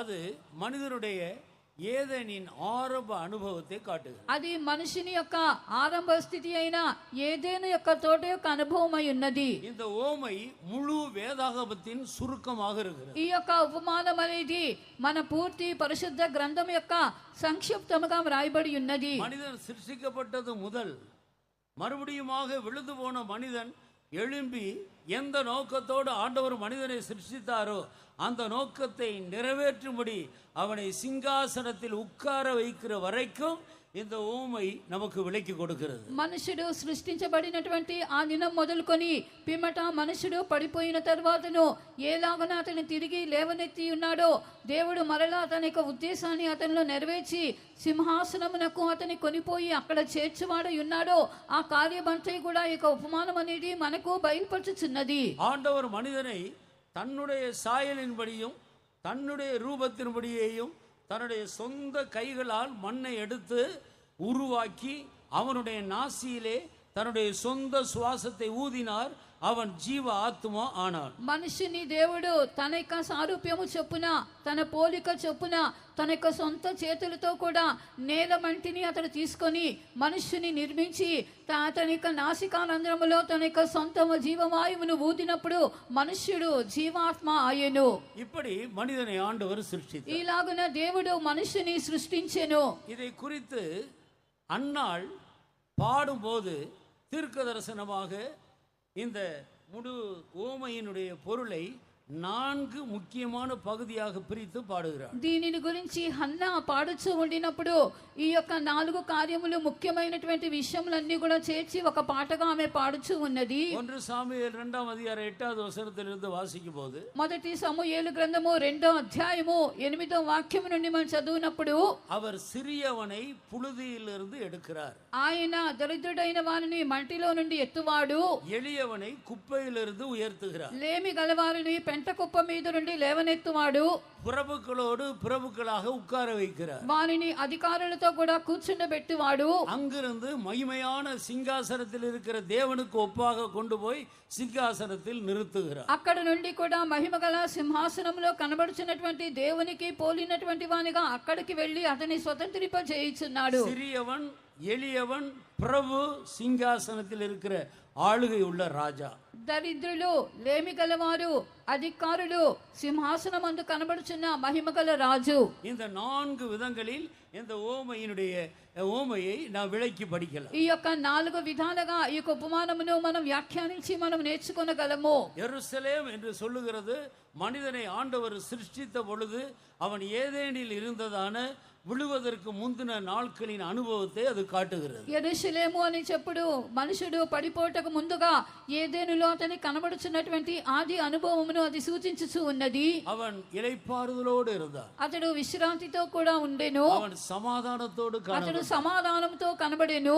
தேவனுக்கும் மனிதனுக்கு இடையில நல்ல சுமூகமான ஒரு உறவு இருந்தது. దేవునికి మనుషునికి మధ్య కూడా ఎంతో ఒక మంచి సుఖమైనటువంటి ఒక సంబంధం ఉండెను. ஒவ்வொரு நாளும் குளிர்ச்சியான வேளையில் தேவனும் மனிதனும் ஒருவர் సుముఖமாக సంభాషించారు. ప్రతి దినము కూడా చల్లపూటను దేవుడు మనుషుడు ఇద్దరు కూడా చేరి చాలా సుఖముగా ఒకరితో ఒకరు సంభాషించిరి. மனிதர்கள் நடக்க வேண்டிய வழியை ஏதேனில் இருந்து அவர்கள் எப்படி உருவாக்கப்பட வேண்டும் என்பதை ஒவ்வொரு நாளும் குளிர்ச்சியான வேளையில் வந்து மனிதனுக்கு போதித்துக் கொண்டே இருந்தார். ప్రతి దినము కూడా మనుషుడు ఏలాగున నడవల్లని చల్లపూటను దేవుడైనటువంటి యెహోవా తోటలోనికి వచ్చి వారితో కూడా సంభాషించి మాట్లాడుచూ వచ్చెను. ஆதி மனிதனாகிய ஆதாமும் அவனுடைய விலா எலும்பிலிருந்து உருவாக்கப்பட்ட ஏவாளும் முகமுகமாக ஆண்டவரை தரிசித்து அவரோடு பேசிக் கொண்டிருந்தார். ఆది మనుషుడైనటువంటి ఆదామును అతని యొక్క ప్రక్కటెముకలో నుండి తీయబడినటువంటి ఆ యొక్క స్త్రీ వారిద్దరు కూడా దేవుని ముఖాముఖిగా చూచి ఆయనతో కూడా సంచరించువారుగా ఉండిరి. இந்த மனிதர்கள் சிங்காசனத்துக்கு போகக்கூடாது என்று முதலாவது சிருஷ்டிக்கப்பட்ட தூதர்கள் அந்த மனிதனுக்காக வைக்கப்பட்டிருக்கிற அந்த மகிமையை இச்சித்து அது நிமித்தமாக தூதர்களில் ஒரு கூட்டம் பேர் விழுந்து போனார்கள். அவர்கள்தான் பிசாசு என்று அழைக்கப்படுகிறார். అయితే ఈ యొక్క మనుషుడు ఏ సింహాసనమునకు వెళ్ళవలెనో దేవుడైతే ఆ సింహాసనం నియమించినప్పుడు దూతలు ఈ యొక్క మనుషుడు అక్కడికి వెళ్ళకూడదని ఆ యొక్క సింహాసనమును ఆ స్థానమును దేవదూతలైన వారు ఇచ్చించినటువంటి వారే. అందుచేత ఒక గుంపు దేవదూతలు అక్కడ నుండి పడద్రోయబడి ఉన్నటువంటి కార్యమును మనం చూడగలుగుతున్నాము. கூட்டை விட்டு அலைகிற குருவி எப்படி இருக்கிறதோ தன்னுடைய ஸ்தானத்தை விட்டு அலைகிற மனிதனும் அப்படியே இருக்கிறார். తన గూటి విడిచి ఎలాగున ఒక పక్షి తిరుగులాడుచు ఉండినో అలాగనే తనకి ఇంటిని లేక తన స్థానాన్ని విడిచి తిరుగులాడినటువంటి మనుషుడు కూడా ఉన్నాడు. அதுபோல இந்த தூதர்கள் கூட தன்னுடைய ஸ்தானத்தை இழந்தது நிமித்தம் கூட்டை விட்டு அலைகிற குருவியை போல தங்களுக்கு இளைப்பாறுதல் இல்லாமல் இளைப்பாறுதலோடு இருக்கிற மனிதர்களையும் அவர்கள் இளைப்பாறுதல் అற்றவர்களாக మాత్రముడియాగவே சுற்றி கொண்டு తిరిగిరారు. అందుకొరకే ఈలాగున పడిపోయినటువంటి ఇక దూతలైనటువంటి దయ్యములుగా మారినటువంటి వారు తమ గూడు విడిచి తిరుగులాడినటువంటి పక్షితో సమానముగా ఉండి ఎక్కడికి వెళ్ళవల్లని తెలియకుండా అలాగున తిరుగులాడుచున్నటువంటి దయ్యములుగా వారు మారిన వారుగా కనబడి ఉన్నారు. கர்த்தருக்கு ஸ்தோத்திரம். దేవునికి స్తోత్రము. இப்படியாக ஆண்டவர் குளிர்ச்சியான வேளையில் வந்து நல்ல உபதேசங்களை மனிதர்களுக்கு போதித்து அவர் போய் கொண்டிருந்தார். అయితే ఈలాగున దేవుడైన యెహోవా చల్లపూటను వచ్చి మనుషునికి అవసరమైన మంచి ఉపదేశములన్నీ కూడా బోధించి ఆయన వెళ్ళుచూ వచ్చెను. ஆனால் அவர் போன பின்பு ஒரு நாள் పిశాసు உள்ளே வருகிறார். అయితే ఆయన వెళ్ళిపోయిన తర్వాత ఒక దినమందు సాతానుడు లోపలికి వచ్చెను. அவன் தந்திரமாக சர்ப்பத்தின் வடிவாக வந்து இந்த மனிதர்களோடு பேசு. అతడు తంత్రముగా సర్పం యొక్క రూపంలోనికి వచ్చి మనిషినితో మాట్లాడెను. அதைத்தான் வேதத்தில் படிக்கிறோம். சர்ப்பமானது తన్నుடைய తంత్రத்தினாலே ఏవాளை వంచితది. అందుకొరకే వాక్యమందు మనం చదువుచున్నాము, ఏలాగన సర్పము తన యొక్క కుయుక్తి చేత హవ్వను మోసగించెను అని చూస్తున్నాము. விழுந்து போன ஆவியாகிய இந்த பிசாசு சர்ப்பத்துக்குள் புகுந்து சர்ப்பத்தின் வடிவாக வந்து ఆది మనిదరుகளோடு பேசுகிறார். పడిపోయినటువంటి ఈ యొక్క ఆత్మైనటువంటి సాతాను సర్పం యొక్క రూపంలోనికి వచ్చి పడిపోయినటువంటి మనుషునితో కూడా మాట్లాడుచూ వచ్చి ఉన్నది. ஆண்டவர் தெளிவாக சொல்லி இருந்தார், நீங்கள் தோட்டத்தில் உள்ள எல்லா மரத்தின் கனிகளையும் புசிக்கலாம், ஜீவ விருட்சத்தின் கனியையும் புசிக்கலாம், ஆனால் தோட்டத்தின் நடுவில் இருக்கிற அந்த நன்மை தீமை அறியக்கூடிய கனியை நீங்கள் புசிக்க கூடாது. நீங்கள் மீறி புசித்தால் சாகவே சாவீர்கள் என்பதை தெளிவாக சொல்லி போனார். అయితే దేవుడని యెహోవా వారితో చాలా స్పష్టంగా తెలియపరిచి ఉన్నాడు, ఈ తోటలో ఉన్నటువంటి ప్రతి వృక్షం యొక్క ఫలమును జీవ వృక్షమును కూడా మీరు నిరభ్యంతరముగా మీరు తినవచ్చును. అయితే మంచి చెడ్డల తెలివినిచ్చినటువంటి వృక్ష ఫలమును నువ్వు తినకూడదు, నీవు వాటి తిరుదినమున నిశ్చయముగా చచ్చేదవని నరునికి ఆజ్ఞాపించెను. ஆனாலும் பிசாசு தந்திரமாக வந்து இந்த ஏவாளை வஞ்சித்தார். అయినా కూడా సాతాను చాలా తంత్రముగా లోపలికి వచ్చి హవ్వను మోసగించెను. அவள் எளிதாக அந்த தந்திரத்துக்குள்ளே சிக்கி கொண்டார். చాలా సులభముగా ఆ యొక్క తంత్రంలోనే చిక్కుకొనెను. அந்த வார்த்தையை, சாத்தானுடைய வார்த்தையை கேட்கும் போது இவளுக்கு ஆண்டவருடைய வார்த்தையின் மேல் ஒரு சந்தேகம் வந்துவிட்டது. సాతాను యొక్క మాటను వినగానే హవ్వకు దేవుని యొక్క మాట మీద ఒక సందేహం అనేది కలిగేను. இந்த கனியை புசிக்க கூடாது என்று தேவன் சொன்னது உண்டோ? ఈ యొక్క వృక్ష ఫలమును తినకూడదని దేవుడు చెప్పినా ఇది నిజమేనా అని అడిగెను. நீங்கள் புசிக்கும் போது சாகவே சாவீர்கள் என்று சொன்னாரோ? మీరు దాని తినదినమున మీరు చచ్చేతరని ప్రభు మీతో చెప్పినా? ஆமா சொன்னார். అవును చెప్పెను. நீங்கள் சாகவே சாவது இல்லை, మీరు ఎన్నడూ కూడా చావనే చావరు. நீங்கள் புசித்தால் தேவனை போல மாறிவிடுவீர்கள். మీరు దాన్ని తిననటువంటి దినమున మీరు దేవుని వలె మీరు మార్చబడుదురు. ஆனபடியினால் நீங்கள் புசிக்க கூடாது என்று அவர் பொறாமையினாலே சொல்லி இருக்கிறார் என்ற கருத்தோடு சாத்தான் தந்திரமாக பேசுகிறார். అందుకొరకే మీరు దాన్ని తినకూడదని సాతాను అసూయ చేత ఈలాగున తంత్రముగా వారితో కూడా మాట్లాడేను. உடனே அவள் விளங்கி இருக்க வேண்டும். వెంటనే వారు గ్రహించుకొనవలెను. அந்த వార్த்தையை கேட்டு தன்னுடைய தெளிந்த புத்தியை இழந்தாள். అయితే ఆ యొక్క మాటను వినిన వెంటనే తమ స్వస్థ బుద్ధిని పోగొట్టుకొనెను. அந்த கனியை பறித்து புசித்தாள். ఆ యొక్క పండును వారు తీసుకొని వారు తినిరి. தனக்கு தான் புசித்தது மட்டுமல்ல, தன்னுடைய கணவனுக்கும் கொடுத்து அவனையும் கெடுத்தாள். అతడు ఆమె తాను తినటం మాత్రమే కాదు, ఆ యొక్క పండ్లలో కొన్ని తీసుకొని తన భర్తకు కూడా ఇచ్చి అతని కూడా పాడు చేసెను. கர்த்தருக்கு ஸ்தோத்திரம். దేవునికి స్తోత్రము. இவ்விதமாக அவர்கள் எருசலேமின் அனுபவத்தை இழந்தார்கள். ఈలాగున వారు యెరూషలేము అనునటువంటి అనుభవమును పోగొట్టుకొని ఉన్నారు. எருசலேமில் இருந்த அந்த இளைப்பாறுதலை இழந்து போனார்கள். యెరూషలేములో కనబడుచున్న ఆ విశ్రాంతిని వారు పోగొట్టుకొని ఉన్నారు. அங்கே இருந்து ஆண்டவருடைய வார்த்தையை கேட்டு அவருக்குள்ளே வளர்ந்து அவருடைய நிறைவான வளர்ச்சியை பெற வேண்டிய இவர்கள் இந்த அந்நிய சத்தத்துக்கு செவி கொடுத்தபடியினால் விழுந்து போனார். అక్కడే వారు ఉండి దేవుని యొక్క స్వరాన్ని వారు ఆలకించుచు ఒక సంపూర్ణమైనటువంటి స్థితిలోనికి వారు ఎదుగుటకు బదులుగా అన్యమైనటువంటి స్వరాన్ని వినినటువంటి వారే దానికి అప్పగించుకొని వారు పడిపోయిన స్థితి ఏర్పడి ఉన్నది. இதிலிருந்து எருசலேம் என்றால் என்ன, எரிகோ என்றால் என்ன என்பதை நாம் விளங்கிக் கொள்ள முடியும். దీనిని బట్టి యెరూషలేము అనగా ఏమి, ఎరికో అనగా ఏమి అనునటువంటి కార్యమును మనం గ్రహించుకొనగలము. எருசலேம் என்றால் பரலோக செழிப்பு. యెరూషలేము అని చెప్పినప్పుడు అది పరలోకము యొక్క సస్యశ్యామల స్థితి. எரிகோ என்றால் பூமிக்குரிய செழிப்பு. ఇక ఎరికో అని చెప్పినప్పుడు భూమి యొక్క అది సస్యశ్యామల స్థితి అయి ఉన్నది. அவன் பூமிக்குரியவனாக சிருஷ்டிக்கப்படவில்லை.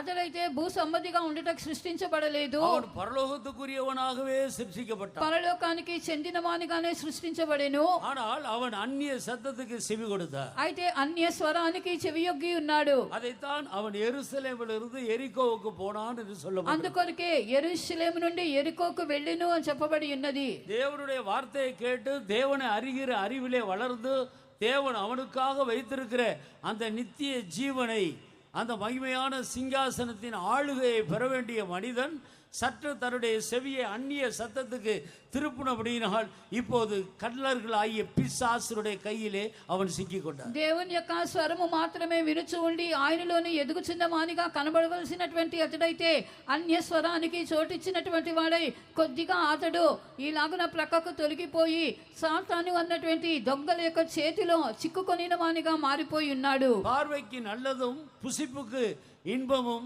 ఇచ్చిக்கப்படத்தக்க విరుచం என்று அவள் கண்டாள். అయితే ఆ స్త్రీ దాన్ని చూచినప్పుడు అది ఆహారమునకు మంచిదియు కన్నులకు అందమైనదియు వివేకమునిచ్చినటువంటి రమ్యమైనటువంటి ఫలముగా దాన్ని చూచెను.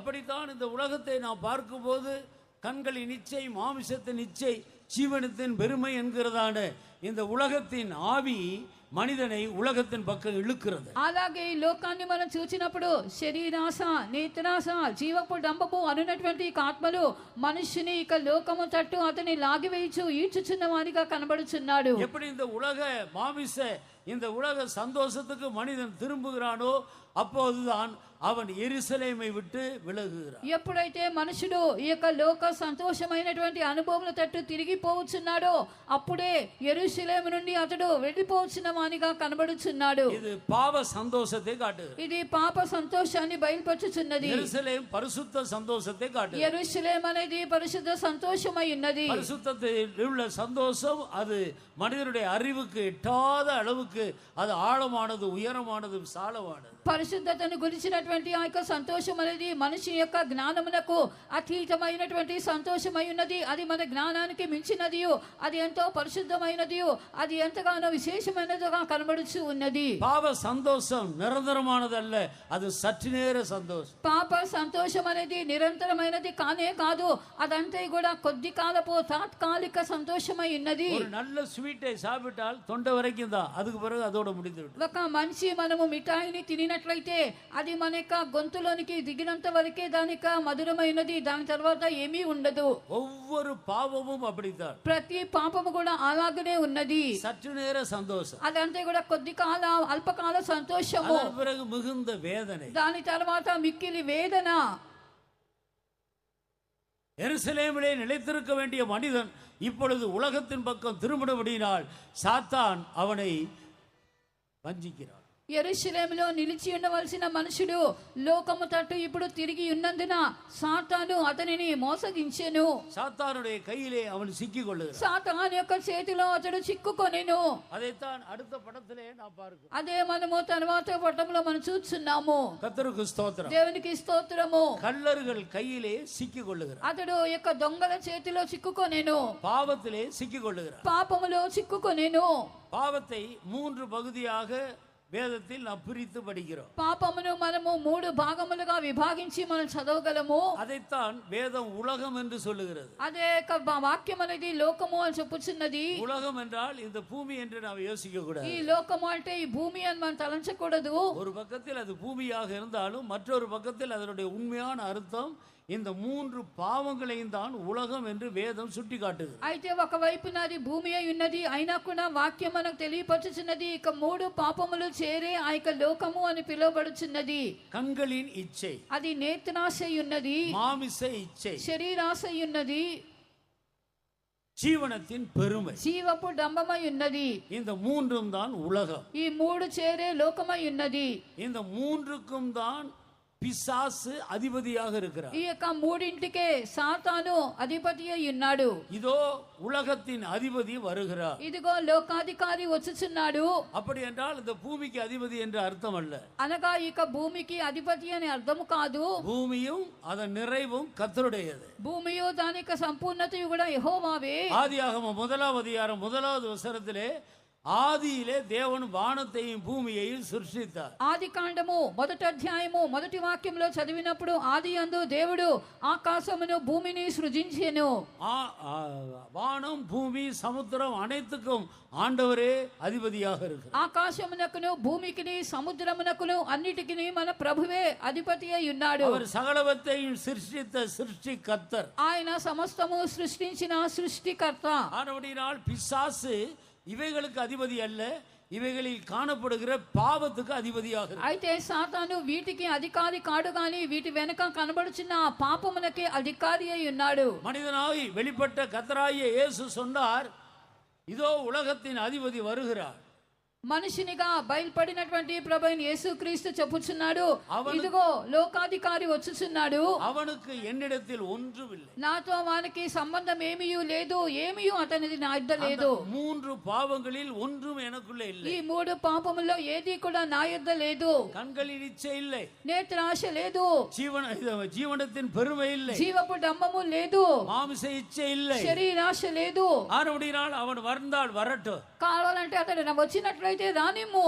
அவனுக்கு முன்பாக நிற்க எனக்கு தைரியம் உண்டு, అతని ఎదుట నిలవబడుటకు నాకు ధైర్యం ఉన్నది, நான் ஓட வேண்டிய அவசியம் இல்லை. నేను పారిపోనక్కర్లేదు. அவன் வந்து வெட்கப்பட்டு திரும்பி போனான். అతడు రానిమ్ము, సిగ్గుపడి వెనుకకు పోనిమ్ము. இந்த 3 விதத்திலும் கர்த்தராகிய இயேசு சோதிக்கப்பட்டார். ఈ 3 విధాలుగా కూడా ప్రభువైన యేసుక్రీస్తు శోధింపబడెను. ஜலத்திலிருந்து அவர் கரையேறின போது, ஞானஸ்நானம் பெற்று கரையேறின போது, ఆయన బాప్తిసం పొంది నీళ్లలో నుండి ఒడ్డునకు వచ్చినప్పుడు தேவ ஆவியினால் அவர் நிரப்பப்பட்டார். దేవుని ఆత్మ ద్వారా ఆయన నింపబడెను. நிரப்பப்பட்ட உடனே அவர் சாத்தானால் சோதிக்கப்படும்படி ஆவியானவரால் வனாந்தரத்துக்கு கொண்டு போகப்பட்டார். దానికి ఆయన అలాగున నింపబడిన వెంటనే అపవాది చేత శోధింపబడుటకు యేసు దేవుని ఆత్మ వలన అరణ్యమునకు కొనిపోబడెను. விழுந்து போன மனிதர்களாகிய நாம் எப்படி பிசாசை ஜெயித்து பரலோகத்துக்கு நித்திய ஜீவனை சுதந்திரிக்க வேண்டும் என்பதை நமக்கு காட்டி கொடுக்கும்படி அவர் பிராக்டிக்கலா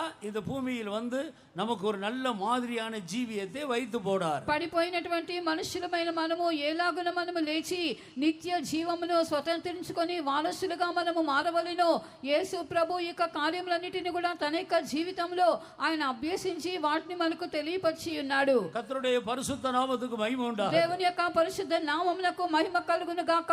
கர்த்தராகிய இயேசு மனிதனாக வந்து நமக்கு ஒரு நல்ல மாதிரியை வைத்தபடியினால் இன்றைக்கு நாமும் தைரியமாக அவருடைய அடிச்சுவடுகளை பின்பற்றி నిత్య జీవని సుందరితుకు కొల్లుబడి మున్నేరి కొండే இருக்கிறோம். ప్రభువైన యేసుక్రీస్తు ఈ లోకంలోనికి వచ్చి ఒక మాదిరిని మనకి కనపరిచినందువలన మనము ఆయన యొక్క మంచి అడుగు జాడలను వెంబడించి నిత్య జీవానికి వారసులగునట్లుగా ముందుకు మనం సాగిపోవచ్చున్నాము. இதை விசுவாசிக்கிற எல்லா தேவனுடைய பிள்ளைகளும் கைகளை உயர்த்தி கர்த்தராகிய இயேசு நமக்கு முன்பாக வைத்திருக்கிற மாதிரிக்காக நான் கர்த்தரை மகிமைப்படுத்தி அல்லேலூயா சொல்லுவோமா? ఇది విశ్వసించినటువంటి దేవుని బిడ్డలందరూ కూడా ప్రభువైన యేసుక్రీస్తు మన ఎదుట ఉంచినటువంటి ఆ యొక్క మాదిరి నిమిత్తమై మనమందరం కూడా మన యొక్క చేతుల పైకెత్తి దేవుని మహిమపరచినట్లుగా ఒక హల్లెలూయాను మనము కేక వేసి చెప్పేదమా? ఉరత్త సత్తతోడు 3 హల్లెలూయా சொல்லுவோமா? మనము చాలా బిగ్గరగా 3 హల్లెలూయాలు మనం చెప్పుదాము. హల్లెలూయా హల్లెలూయా ஹல்லேலூயா. கர்த்தருக்கு ஸ்தோத்திரம். దేవునికి స్తోత్రము. ஆறபடியினால் இன்றைக்கு கிறிஸ்துவை விசுவாசித்து பரலோகத்தை நோக்கி பின்பற்றுகிற வாழ்க்கை நமக்கு மிகவும் எளிதான ஒரு வாழ்க்கையாக இருக்கு. కావున ఈ దినాలలో మనము క్రీస్తుని వెంబడించి పరలోకం వైపునకు వెళ్ళినటువంటి ఈ యొక్క జీవితం అనేది చాలా సులభముగా మనకు మార్చబడి ఉన్నది. நல்ல ஒரு மாதிரி கணக்கு போட்டுவிட்டு அதன் பிறகு எத்தனை கணக்குகளை கொடுத்தாலும் இந்த மாதிரியின்படியே நாம் அதை போட்டு ஜெயிக்கலாம். మనము ఒక మాదిరిని మనము లెక్క వేసి మనం పెట్టుకొని దాని తర్వాత మనము ఎన్ని లెక్కలు వేసినా ఆ మాదిరి ప్రకారం మనం చేసినట్లయితే అన్నిటిలో కూడా మనం జయాన్ని పొందుకొనగలము. மற்ற எந்த மார்க்கத்திலேயும் இப்படிப்பட்ட மாதிரி இல்லை. మరి ఏ మార్గంలో కూడా ఇటువంటి మాదిరి లేదు. பரலோகம் போக வழி தெரியாமல் அவர்கள் தங்களுக்கு தெரிந்த சொந்த வழியில் எல்லாம் நடந்து கொண்டிருக்கிறார்கள். పరలోకానికి వెళ్ళుటకు మార్గము తెలియకుండా వారు తమ యొక్క సొంత మార్గములోనే నడుచుకొనుచు వెళ్ళుచున్నారు. அதனுடைய முடிவிலே அவர்கள் ஒன்றையும் காண்கிறதிலே வெறுமையாக காணப்படுகிறது. దాని యొక్క అంతమందు వారు ఏమీ కూడా చూడలేకపోతున్నారు.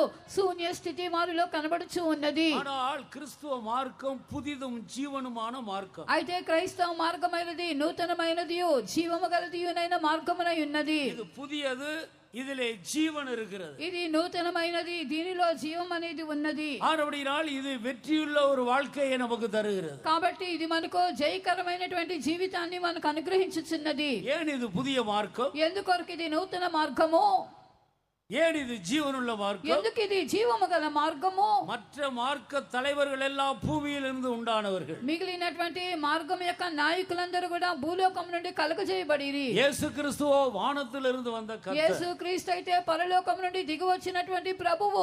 அவருடைய பிறப்பு எப்படி இருந்தது என்பதை வேதத்தில் வாசித்து பாருங்கள். ఆయన యొక్క జన్మం అనేది ఎలాగున ఉన్నది అని చెప్పి వాక్య లేఖనముల్లో చదివి చూడండి. அவர் வானத்திலிருந்து வந்த கர்த்தர். ఆయన పరలోకం నుండి దిగి వచ్చినటువంటి ప్రభువు. ஆறபடியால் இது புதிய மார்க்கம். కావున ఇది నూతన మార్గము. மற்ற எல்லா மார்க்கமும் பூமியிலிருந்து உண்டானது. మిగిలిన మార్గములన్నీ కూడా ఈ భూమి నుండి కలిగినవి. இந்த கிறிஸ்துவ மார்க்கமோ பரலோகத்திலிருந்து உண்டானது. ఈ క్రైస్తవ మార్గం అనేది పరలోకం నుండి కలిగినది. நான் முன்பு சொன்னது போல எல்லா மார்க்க தலைவர்களும் மண்ணிலே இருக்கிறார்கள். నేను ముందుగానే చెప్పినట్లుగా ఇతర మార్గ నాయకులందరూ కూడా వారందరూ మట్టిలోనే వారు కనబడుచున్నారు. இயேசு கிறிஸ்துவை தவிர வேறு ஒருவரும் உயிர் தள்ளவில்லை. యేసు క్రీస్తు తప్ప మరి ఎవరు కూడా పునరుద్ధానము చెందలేదు. ஆனால் இயேசு கிறிஸ்துவோ மரித்தோரிலிருந்து எழுந்தார். యేసు క్రీస్తు అయితే మృతుల్లో నుండి తిరిగి లేచెను. ஆனபடியால் இது ஜீவனுள்ள மார்க்கம். కావున ఇది జీవము గల మార్గమై ఉన్నది. இது புதிய மார்க்கம், இது ஜீவனுள்ள மார்க்கம். ఇది నూతన మార్గమై ఉన్నది, జీవము గల మార్గమై ఉన్నది. இதை பின்பற்றுகிறவர்கள் அழிந்து போகிறதில்லை. దీన్ని వెంబడించే వారు ఎన్నడూ నశించిపోరు. என்னை பின்பற்றுகிறவன் அழிந்து போகாமல் நித்திய ஜீவனை அடைகிறான். నన్ను వెంబడించువాడు నశింపక నిత్య జీవాన్ని పొందును. ஆனபடியால் இயேசு கிறிஸ்து நமக்கு புதிதும் ஜீவனுமான ஒரு மார்க்கத்தை முன்வைத்து போயிருக்கிறார். యేసు క్రీస్తు మన ఎదుట నూతనమైనది జీవము గల మార్గాన్ని మన ఎదుట ఉంచి వెళ్ళి ఉన్నాడు. இந்த மார்க்கத்தில் கடந்து போக போக ஜீவன் பெருகிக் கொண்டே இருக்கிறதே அல்லாமல் குறைந்து போகிறதில்லை. ఈ మార్గంలో మనము దాటి వెళ్ళుచూ ఉండగా ఉండగా జీవం అనేది మనలో పెరుగుతూనే ఉండును గాని జీవము తగ్గిపోదు. இது వల్లమైயிலிருந்து వల్లమైకి கடந்து செல்லுகிற மார்க்கம். ఇది శక్తిలో నుండి శక్తికి దాటి వెళ్ళు మార్గమై ఉన్నది. மகிமையிலிருந்து மகிமைக்கு முன்னேறுகிற மார்க்கம். మహిమ నుండి మహిమలోనికి ముందుకు సాగే మార్గమై ఉన్నది. பலத்திலிருந்து பலனை பெற்றுக்கொள்ளுகிற மார்க்கம். బలం నుండి బలాన్ని పొందుకునే మార్గమై ఉన్నది. ஜீவனிலிருந்து ஜீவனை பெற்றுக்கொள்ளுகிற மார்க்கம். జీవం నుండి జీవాన్ని పొందే మార్గమై ఉన్నది. எத்தனை பேர் அப்படி அனுபவிக்கிறோம்? ఎంతమంది ఇలాగ అనుభవించుచున్నాము? இதை அப்படி அனுபவிக்கிறவர்கள் கர்த்தரை மகிமைப்படுத்துவாங்க. ఇలాగ అనుభవించే వారందరూ కూడా చేరి దేవుని మనం మహిమపరచుదాము. హల్లెలూయా. கர்த்தருடைய நாமத்துக்கு மகிமை உண்டாகட்டும். దేవుని నామమునకు మహిమ కలుగును గాక. ஆனபடியால் எருசலேமிலே நிலைத்திருக்க வேண்டும். కావున యెరూషలేములో నిలిచి ఉండవలెను. கர்த்தரோடு உள்ள உறவை பாதுகாத்துக் கொள்ள வேண்டும். దేవునితో ఉన్న సంబంధమును కాపాడుకొనవలెను. அவருடைய வார்த்தையை அப்படியே கைக்கொண்டு நடக்க வேண்டும். ఆయన యొక్క వాక్కులను అలాగే గైకొని నడవవలెను. அந்நிய சத்தத்துக்கு செவி கொடுக்க கூடாது. అన్య స్వరానికి చెవియొక్కకూడదు. தவறான பிழையான உபதேசங்களுக்கு செவியை சாய்க்க கூடாது. తప్పైనటువంటి దుర్బోధలకు మనము చెవియొక్కకూడదు. சரியான சத்தியத்தில் ஒவ்வொரு நாளும் நாம் ஸ்திரப்படும்படி முன்னேறி செல்ல வேண்டும். సరి అయిన సత్యంలోనే స్థిరపడినట్లుగా ప్రతిదినం కూడా ముందుకు సాగిపోవలెను. இப்படித்தான் ஆதி மனிதன் எருசலேமின் ஆதி மேன்மையை அவன் இழந்தான். ఈలాగున ఆది మనుషుడు యెరూషలేము యొక్క ఆది శ్రేష్టతను పోగొట్టుకొని ఉన్నాడు. இப்பொழுதோ அவன் கள்ளர்கள் கையிலே சிக்கிக் கொள்ளுகிறான். ఇప్పుడైతే దొంగల చేతిలో చిక్కికొని ఉన్నాడు. அவர்கள் அவனை வஸ்திரத்தை உரிந்து அவரை குற்றுயிராக போட்டுவிட்டு போய்விட்டார். వారైతే అతని యొక్క బట్టలన్నీ కూడా దోచుకొని కొర ప్రాణముతో విడిచిపోయి ఉన్నారు. இந்த நல்ல சமாரியன் கர்த்தராகிய இயேசுவை காட்டுகிறார். ఈ యొక్క మంచి సమరయుడు ప్రభువైన యేసుక్రీస్తును సూచించున్నాడు. அங்கே 2 பேர் அவனை பார்த்து பக்கமாக விலகி போகிறார். అక్కడ ఇద్దరు ఆయనను చూచి ప్రక్కగా వెళ్ళిపోయిరి. தேவனுடைய பிள்ளைகள் பரலோக சந்தோஷத்தை அனுபவிக்கும்படியாகவே சிருஷ்டிக்கப்பட்டவர்கள். దేవుని యొక్క బిడ్డలు పరలోక సంతోషాన్ని అనుభవించుటకై సృష్టించబడి ఉన్నారు. இந்த பூமிக்குரிய ஆடம்பர வாழ்க்கை, பூமிக்குரியதான புசித்து குடித்து வாழ்கிற வாழ்க்கை, இது அற்பமான வாழ்க்கை. இதற்கு நாம் முக்கியத்துவம் கொடுத்து அடிமையாய் போகக்கூடாது. ఈ భూ సంబంధమైనటువంటి జీవితము తినుట త్రాగుట అనునటువంటి ఇక భోగములకు మనము దాసులమైపోయినటువంటి వారిగా జీవించరాదు. புசிப்பும் குடிப்பும் தேவனுடைய ராஜ்யம் அல்ல. భోజనమును పానమును దేవుని యొక్క రాజ్యము కాదు. நீதி, சமாதானம், பரிசுத்தாவியினால் உண்டான சந்தோஷம், இதை மூன்றையும் தான் நாம் அனுபவிக்க வேண்டும். నీతియు సమాధానమును పరిశుద్ధాత్మ యందలి ఆనందమును ఈ మూడును మనం అనుభవించవలెను. அவர்கள் அதை விட்டு விட்டு அந்நிய சத்தத்துக்கு செவி கொடுத்து விழுந்து போனார்கள். వారు దానిని విడిచిపెట్టి అన్య స్వరానికి చోటించి పడిపోయి ఉన్నారు. கள்ளர்கள் கையிலே சிக்கி கொண்டார்கள். దొంగల చేతిలో చిక్కుకొని ఉన్నారు. உலகம், மாமிச, பிசாசு அவர்களை வஞ்சித்து போட்டது. లోకము సాతాను శరీరము వారిని మోసగించినది. இப்போது அந்த வழியாக ஒரு ஆசாரியன் வருகிறார். ఇప్పుడు ఆ యొక్క త్రోవను ఒక యాజకుడు వచ్చుచున్నాడు. அந்த ஆசாரியன் எதை காட்டுகிறது? ఆ యాజకుడు దేనిని బయలుపరుచుచున్నాడు? பலியையும் காணிக்கையும் காட்டு. బలిని కానుకను అర్పణ బయలుపరుచుచున్నాడు. குற்றுயிராய் கிடக்கிறவன் எதனால் அப்படி கிடக்கிறான்? ఈ కొర ప్రాణముతో పడి ఉన్నవాడు దేని వల్ల అలాగున పడి ఉన్నాడు? அவன் காயங்கள், அவனுக்குள்ள காயங்கள் என்று பன்மையிலே சொல்லப்பட்டிருக்கிறது. అక్కడ గాయములు అని చెప్పి బహువచనములో చెప్పబడి ఉన్నది. ஒன்று ஆவியில் உள்ள காயம், இரண்டாவது ஆத்மாவில் உள்ள காயம். ఒకటి ప్రాణములో ఉన్న గాయములు, రెండోది ఆత్మలో ఉన్న గాయములు, மூன்றாவது அவன் குற்றுயிராய் காணப்படுகிறான். మూడోదిగా కొర ప్రాణముతో పడి ఉన్నాడు. அது சரீரத்தின் ஆயுசு நாட்கள் குறைந்து போனதை காட்டுது. అది శరీరం యొక్క ఆయుష్కాల దినాలు తగ్గిపోవటను సూచించున్నది. கர்த்தருக்கு ஸ்தோத்திரம். దేవునికి స్తోత్రము. இந்த நிலவரத்தில் மனிதனை பாவம், பிசாசு கொண்டு வந்து நிறுத்துகிறது. ఈ యొక్క స్థితిలోనికి పాపము, సాతాను మనిషిని తెచ్చి నిలబెట్టుచున్నది. இந்த மனிதனை மீட்கும்படி ஆசாரியன் வருகிறார். ఈ యొక్క మనిషిని విమోచించుటకు యాజకుడు వచ్చెను. அவன் பார்த்து விட்டு, ஐயோ இவனை மீட்க என்னால் முடியாது என்று சொல்லி திரும்புகிறார். అతని చూచిన వెంటనే అయ్యో నేను విమోచించలేనని ప్రక్కగా వెళ్ళిపోయెను.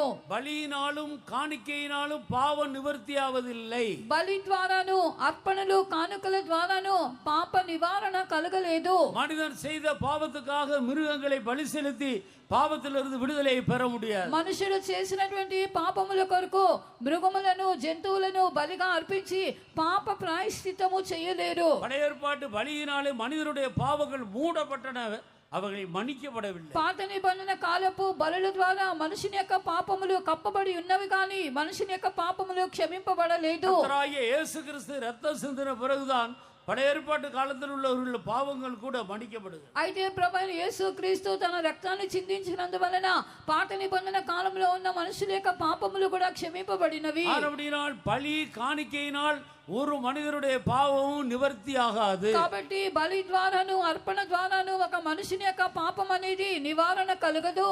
ஒரு முறை அவன் பலி செலுத்தினாலும் மறுபடியும் அவன் பாவம் செய்கிறான், மறுபடியும் பலி செலுத்த வேண்டும். అతడు ఒకసారి పాపము చేసినప్పుడు బలి అర్పించుచున్నాడు, మరలా రెండోసారి పాపము చేసినప్పుడు మరలా బలి అర్పించుచున్నాడు. பசிக்கிறது, நாம் சாப்பிடுகிறோம், மறுபடியும் பசிக்கிறது, சாப்பிடுகிறோம், சாகுற வரைக்கும் இதே தான் செய்து கொண்டிருக்கு. ఆకలి అవుతున్నది, తినుచున్నాము, ఆకలి అవుతున్నది, మరలా తినుచున్నాము, మరణం వరకు ఇలాగనే మనం చేయుచున్నాము. பாவம் செய்வது, பலி செலுத்துவது, பாவம் செய்வது, பலி செலுத்துவது, பாவம் செய்வது, பலி செலுத்துவது, இப்படித்தான் மனிதன் காணப்படுகிறான். இல்லாமல் நிரந்தரமான விடுதலையை அவன் காணவில்லை. పాపము చేయుట, బలి అర్పించుట, పాపము చేయుట, బలి అర్పించుట, పాపము చేయుట, బలి అర్పించుట, ఇలాగే మనుషుడు కనబడుచున్నాడు కానీ పూర్తిగా ఆ యొక్క పాపములో నుండి విడుదల అనేది అతని కనబడటం లేదు.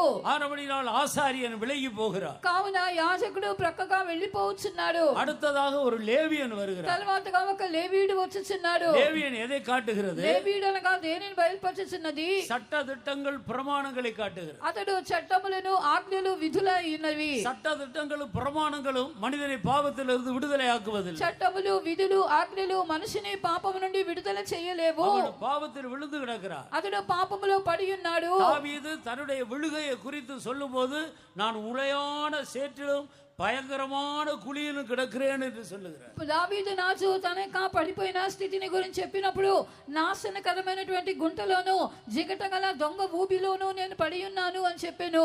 இந்த பிரமாணம் என்ன சொல்லுகிறது? అయితే ఈ యొక్క ధర్మశాస్త్ర విధి ఏమని చెప్పుచున్నది? நீ கவனமாக போயிருக்க வேண்டாமா? నువ్వు జాగ్రత్తగా వెళ్ళాలి కదా. நீ கவனம் இல்லாமல் வேகமாக போய் இந்த குழியில விழுந்து விட்டாய். నువ్వు జాగ్రత్తగా వెళ్ళకుండా వేగముగా నువ్వు వెళ్ళి ఇక గుంటలో నువ్వు పడి ఉన్నావు.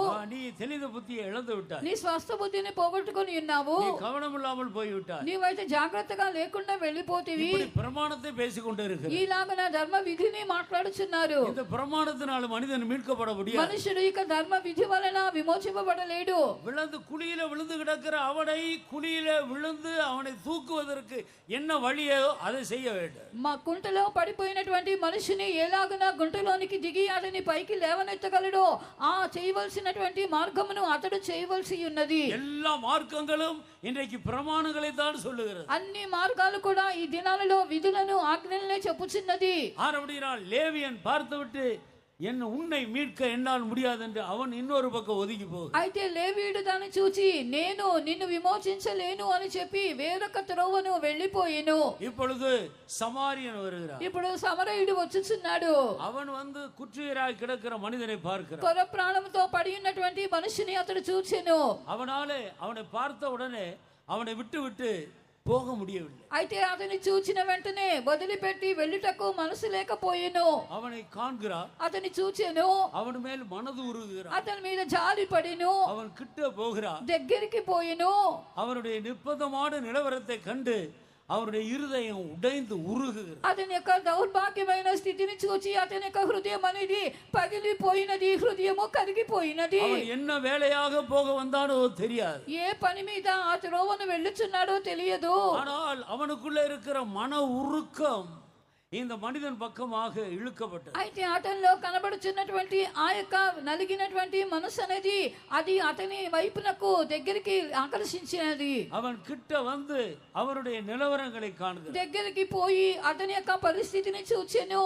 அவனுக்குள்ளே காயங்கள் காணப்படுகிறது. అతనిలో గాయములు కనబడుచున్నవి. காயங்கள் என்று சொல்லும்போது அது இரண்டுக்கும் அதிகமானது. అయితే గాయములు అనగా రెండు కంటేను అధికమై ఉన్నవి. மறுபடியும் அவருடைய காயங்களை காண்கிறார். ఆయన గాయములను చూచెను. காயங்களை கட்டுகிறார். గాయములను కట్టుచున్నాడు. திராட்சை ரசமும் எண்ணெயையும் வார்க்கிறார். ద్రాక్షరసమును నూనెను పోయిచున్నాడు. கர்த்தருக்கு ஸ்தோத்திரம். దేవునికి స్తోత్రము.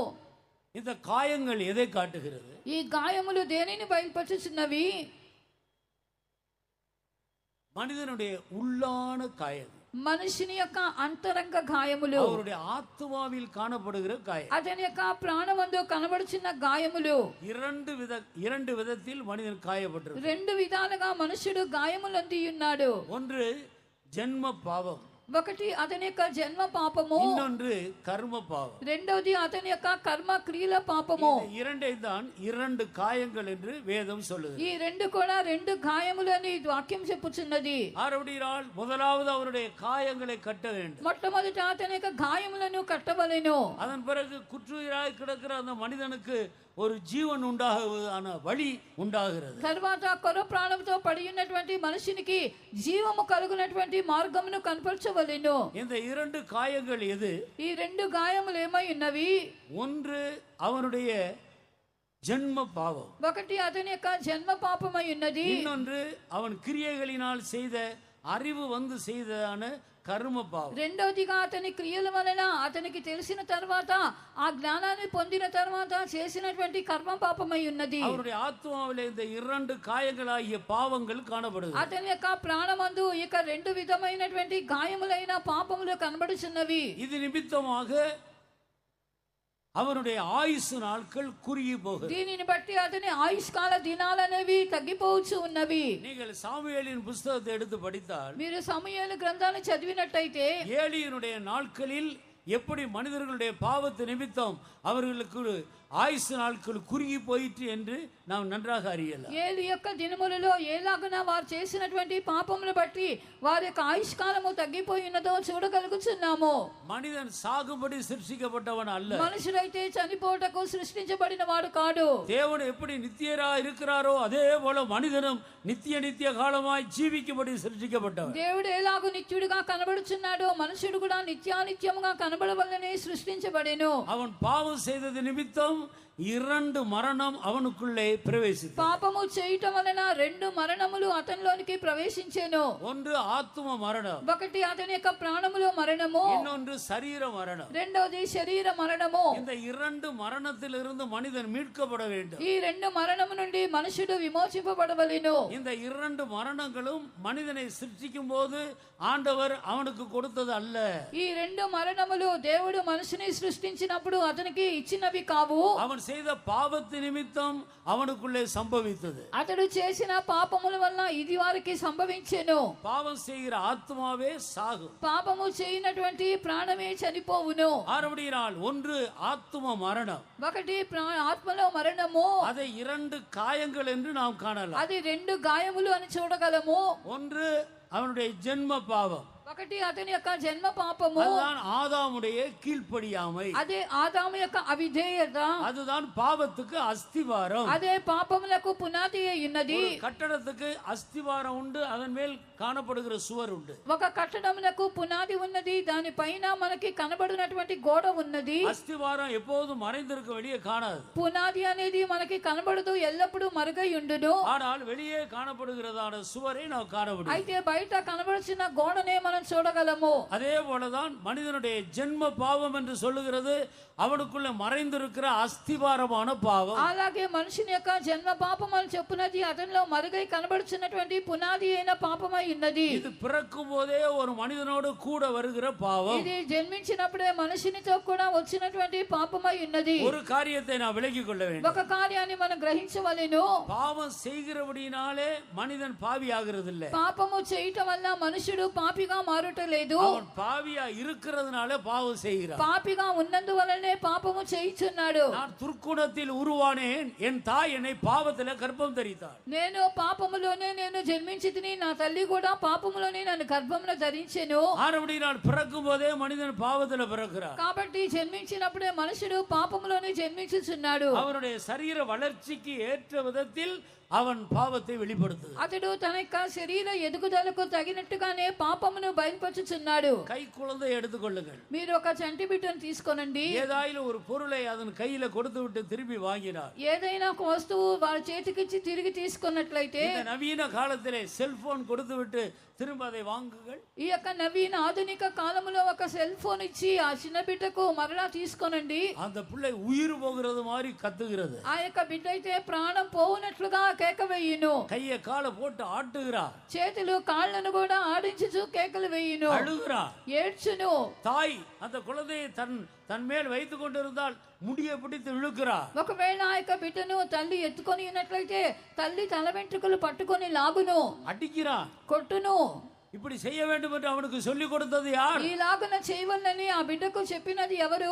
யோசித்து பாருங்கள். ఆలోచించండి. நாம் எல்லாருமே அப்படி வந்தவர்கள் தான். మనమందరము అలాగ వచ్చిన వారమే. எப்படி அவனுக்குள்ள பாவம் வந்தது? ఏలాగ పాపం అతనిలోనికి వచ్చెను? அவன் பாவியா பிறந்ததுனால பாவம் செய்கிறான். పాపిగా జన్మించినందువలన అతడు పాపము చేయువాడై ఉన్నాడు. குழந்தையா இருக்கும்போது அடிக்கிறான். చిన్న బిడ్డగా ఉన్నప్పుడు కొట్టుచున్నాడు. இன்னும் கொஞ்சம் பெரியவனாகும் போது கொம்பெடுத்து அடிப்பான். అయితే ఇక పెద్దవాడైనప్పుడు ఒక కొమ్మ తీసుకొని కొట్టును. இன்னும் கொஞ்சம் பெரியவனாகும் போது கத்தி எடுத்து குத்துவான். ఇంకా పెద్దవాడైనప్పుడు కత్తి తీసుకొని పొడుచును.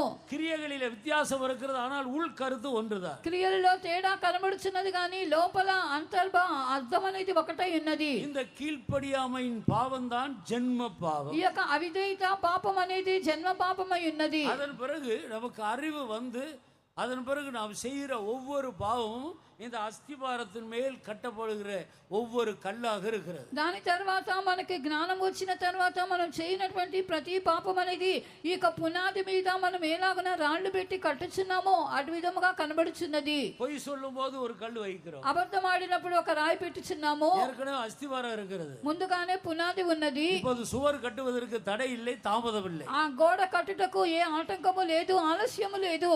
அசுத்த வார்த்தைகள் பேசும்போது இன்னொரு கல் வைக்கிறோம். అపవిత్ర మాటలు పలికినప్పుడు ఇంకొక రాయి పెట్టుచున్నారు. திருடும் போது இன்னொரு கல் வைக்கிறோம். దొంగిలించినప్పుడు ఇంకొక రాయి పెట్టుచున్నారు. ஒவ்வொரு பாவத்தை செய்யும் போது கல்லை வைத்து வைத்து பெரிதாக சுவரை உயரமாக எழுப்பி கொண்டு வருகிறார். ప్రతి పాపాన్ని చేసినప్పుడు రాయి మీద రాయి పెట్టుచు గోడను బాగా పైకి లేపుచున్నారు. அதைத்தான் வேதம் சொல்லுகிறது. అదే వాక్యం చెప్పుచున్నది. பாவமாகிய நடு சுவர். అదే పాపమైన మధ్య గోడ. இந்த சுவர் யாரால் கட்டப்பட்டது? ఈ యొక్క మధ్య గోడ కట్టినది ఎవరు? ஒவ்வொரு மனிதனும் தான் செய்த பாவத்தினாலே சுவரை கட்டி தேவனை அந்த பக்கத்தில் விட்டு விட்டு அவரை காண முடியாமல் காணப்படுகிறார். అయితే మనుషుడు తాను చేయనటువంటి పాపముల ద్వారానే ఇక గోడను బాగా పైకి కట్టి దేవుని మరువైపున వారు ఉంచి దేవుని చూడలేనటువంటి వానిగా కనబడుచున్నాడు. యేషయా தீர்க்கதரிசியின் புத்தகம் 59ஆம் அதிகாரம் முதல் 2 వచనங்களை వాసిத்து பாருங்கள். యెషయా గ్రంథము 59వ అధ్యాయము మొదటి 2 వాక్యములను చదివి చూడండి. ரட்சிக்க கூடாதபடிக்கு கர்த்தருடைய கை குறுகி போகவில்லை. రక్షింపక నేరక ఉండినట్లు యెహోవా హస్తము కొరచ కాలేదు. கேட்க கூடாதபடிக்கு தேவனுடைய செவி மந்தமாக இல்லை. విన నేలకు ఉండినట్లుగా దేవుని యొక్క చెవులు మందము కాలేదు. உங்கள் அக்கிரமங்களே உங்களுக்கும் தேவனுக்கு இடையிலே பிரிவினை உண்டாக்கி, మీ దోషములు మీకును మీ దేవునికి అడ్డముగా వచ్చెను. உங்கள் பாவங்களே அவர் உங்களுக்கு செவி கொடாதபடி அவருடைய முகத்தை மறைத்து விட்டு, మీ పాపములు ఆయన యొక్క ముఖమును మీకు మరుగుపరచెను గనుక ఆయన ఆలకింపుకున్నాడు. இதை எந்த மனிதன் ஒத்துக்கொண்டு தன்னை தாழ்த்துகிறானோ அந்த மனிதனுக்கு ஆண்டவர் மீட்பை கொடுக்கிறார். ఎవరైతే ఏ మనుషుడు దీన్ని ఒప్పుకొని తగ్గించుకొనుచున్నాడో దేవుడు ఆ మనుషునికి విమోచన అనుగ్రహించుచున్నాడు. அவன் ரட்சிக்கப்படுகிறான். అతడు రక్షణ పొందుచున్నాడు.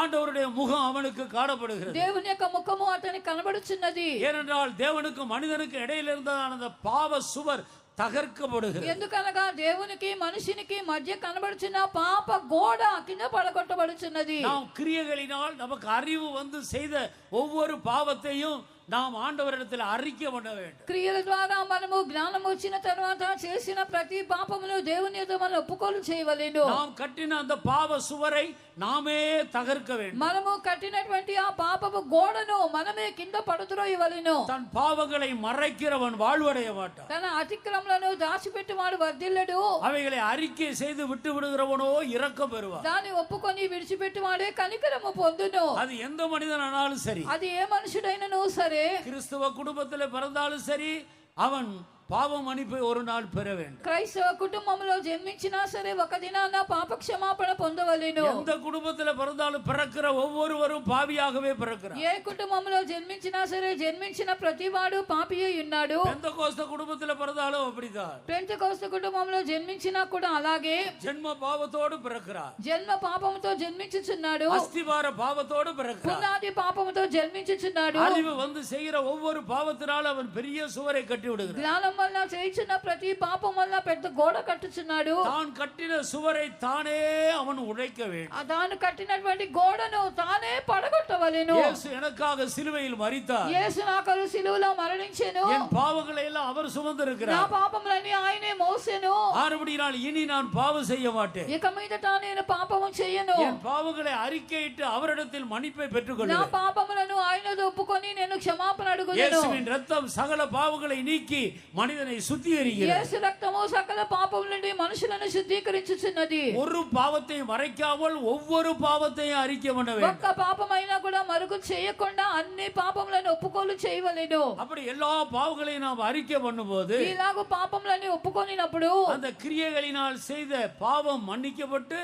அந்த காயம் ஆற்றப்படுகிறது. ఆ క్రియల ద్వారా చేయనటువంటి పాపములన్నీ కూడా క్షమించబడి గాయములు మానుచున్నవి. அதன் பிறகு மற்றொரு காயம், దాని తర్వాత ఇంకొక గాయము, அதுதான் ஜென்ம பாவம். అదే జన్మ పాపమై ఉన్నది. அது ஞானஸ்தான சத்தியத்துக்கு கீழ்ப்படியும் போது அது நம்மை விட்டு நீங்கி போகுது. అది నీటి బాప్తిస సత్యములకు లోబడినప్పుడు మన ఎదురు నుండి తొలగిపోవచ్చున్నది. ஆனபடியால் தான் பாவ மன்னிப்பை பெற்ற ஒவ்வொரு மனிதனும் ஞானஸ்தானம் பெற வேண்டும். పాప క్షమాపణ పొందిన ప్రతి మనుషుడు నీటి బాప్తిసం పొందవలెను. அப்படி இல்லாவிட்டால் அவன் அஸ்திவார பாவத்தோடு இருப்பான். அடுத்து எளிதாக மறுபடியும் பாவம் செய்வதற்கு வாய்ப்பு இருக்கிறது.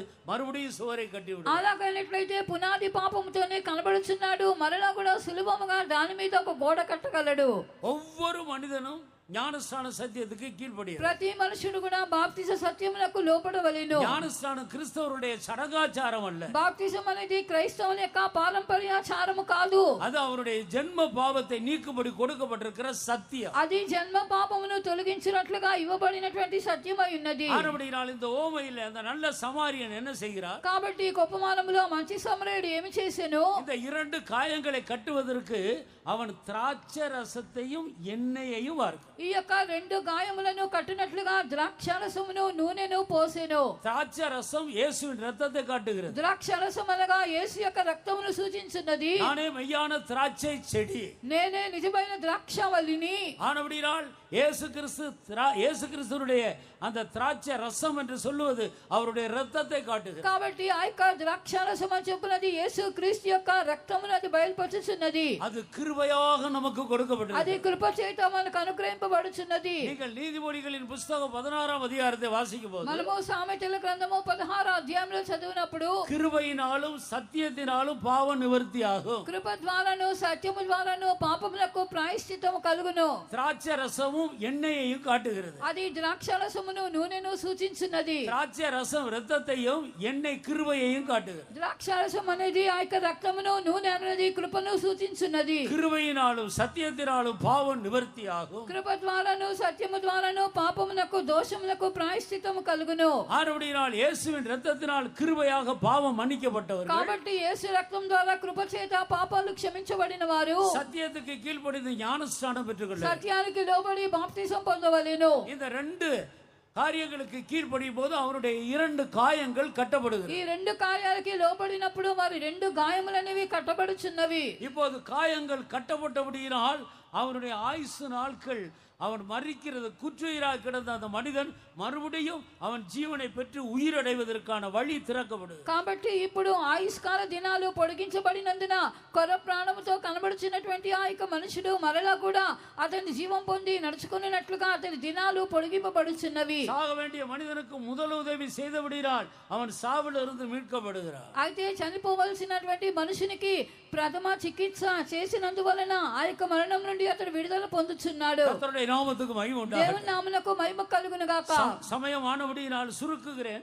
இனி மீதி உள்ள பகுதியை நாளை தினத்தில் நாம் தொடர்ந்து தியானிக்கலாம். సమయం అవుతున్నది కనుక నేను క్లుప్తపరుచుచున్నాను. మిగిలిన కార్యములు రేపటి దినమందు మనం ధ్యానించేదము. அவன் அந்த மனிதனை தூக்கி தன்னுடைய வாகனத்திலே ஏற்றிக்கொள்ளுகிறான். ఆ మనుష్యుని అతడు ఎత్తుకొని తన వాహనం మీద పెట్టుకొనేను. அந்த வாகனம் எதை காட்டுகிறது? ఆ వాహనము దేనిని బయలుపరుచుచున్నది? அவன் அப்படியே கொண்டு போய் ஒரு சத்திரத்திலே சேர்க்கிறானே, அந்த சத்திரம் எதை காட்டுகிறது? అతడు అలాగనే అతను తీసుకొని వెళ్ళి ఒక పూట కుళ్ళమాని ఇంట అతను చేర్చి ఉన్నాడే, అది దేన్ని బయలుపరుచుచున్నది? அங்கே ஒரு சத்திரக்காரன் இருக்கிறானே, எந்த விதமான வம்ச வரலாறு இல்லாமல் குடும்பம் இல்லாமல் அங்கே ஒரு சத்திரத்திலே ஒரு சத்திரக்காரன் காணப்படுகிறானே, அவன் யார்? అక్కడ ఒక పూటకుళ్ళ వాడు కనబడుచున్నాడు.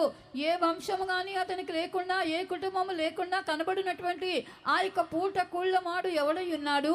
இந்த குற்றுயிராய் கிடந்த மனிதனை அந்த சமாரியன் கொண்டு போய் ஏன் அந்த சத்திரத்தான் கையில கொடுக்கிறார்? ఎందుకొరకు కల ప్రాణముతో పడి ఉన్నటువంటి మనిషిని సమరయుడు తీసుకొని వెళ్ళి ఆ యొక్క పూటకుళ్ళ వాని యొద్ద చేర్చెను. அவருடைய கையிலே கொடுத்த 2 துட்டு எதை வெளிப்படுத்துது? అతని చేతిలో ఇచ్చినటువంటి 2 దేనారములు దేనిని బయలుపరుచుచున్నవి? நீ அதிகம் செலவழித்தால் நான் மறுபடியும் வரும்போது தருவேன் என்று சொன்னாரே, அது எதை காட்டுது? నీవు ఇంకా ఖర్చు చేసినట్లయితే మరలా వచ్చినప్పుడు నేను దాన్ని తీర్చేదని చెప్పేది అది ఏమై ఉన్నది? மறுநாளிலே அவன் புறப்பட்டு போனான் என்று சொல்லப்பட்டிருக்கிறதே, அந்த மறுநாள் என்று சொல்லுவது எதை காட்டுது? మరునాడు అతడు బయలుదేరని చెప్పబడి ఉన్నది. మరునాడు అనగా దేనిని బయలుపరుచుచున్నది? இவைகளை குறித்து இனி வருகிற நாட்களில் நாம் தியானிப்போம். దీనిని గురించి ఇక వచ్చే దినాలలో మనం ధ్యానించేదము. இப்பொழுது நாம் எல்லாரும் நம்முடைய கண்களை மூடுவோம். ఇప్పుడు మనం అందరం కూడా మన కళ్ళు మూసుకుందాము. கடைசி சில நிமிடத்திலே நாம் வந்திருக்கிறோம். చివరి కొన్ని నిమిషాలకు మనం వచ్చి ఉన్నాము. கண்களை மூடி ஆண்டவருக்கு நேராக நம்முடைய இருதயத்தை கண்களை உயர்த்துவோம். మనమందరం కూడా కళ్ళు మూసుకొని మన దేవుని తట్టు మన హృదయమును మన మనసును మన పైకెత్తుదాము.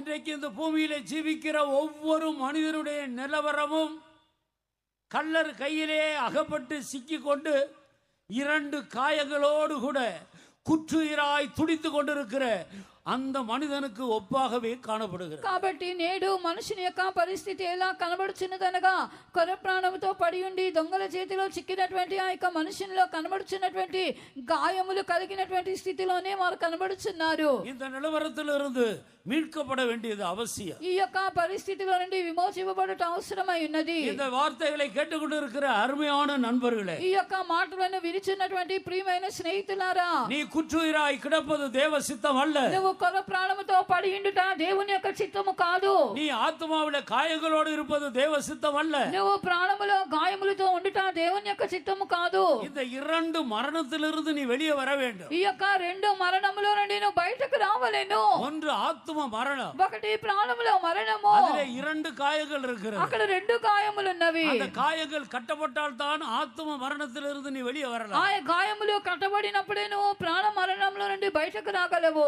அடுத்து குற்றுயிராய் கிடக்கிறாய். తర్వాత కొర ప్రాణముతో పడెను. இது சரீர மரணத்தை காட்டுகிறது. అది శరీర మరణమై ఉన్నది. இந்த சரீர மரணத்திலிருந்து நீ வெளியே வர ఈ வேண்டும். శరీర మరణం నుండి కూడా బయటకు రావలేను. எப்படி வெளியே வருவது? ఏలాగ బయటకు వచ్చుట? இந்த 2 மரணத்திலிருந்து மனிதனை விடுவிக்க கொடுக்கும்படிதான் இயேசு கிறிஸ்து இந்த பூமிக்கு வந்தார். ఈ రెండు మరణముల నుండి మనిషిని విడుదల చేయుటకై యేసుక్రీస్తు ఈ లోకంలోనికి దిగి వచ్చెను. அவர் வந்து 2 காயங்களை கட்டி ஆத்துமாவிலிருந்து அவனை வெளியே கொண்டு வருகிறார். అయితే ఈ యొక్క 2 గాయములను కట్టి దేవుడు తన యొక్క ప్రాణాన్ని బయటకు తెచ్చుచున్నాడు. நான் போகிறது உங்களுக்கு பிரயோஜனமா இருக்கும். నేను వెళ్ళుట మీకు ప్రయోజనకరము. நான் போகாதிருந்தனால் தேற்றரவாளன் வரார். నేను వెళ్ళని ఎడల ఆదరణకర్త మీ యొద్దకు రాడు. நான் போய் வேறொரு தேற்றரவாளனை నేను அனுப்புவேன். వెళ్ళి వేరొక ఆదరణకర్త పంపేదను.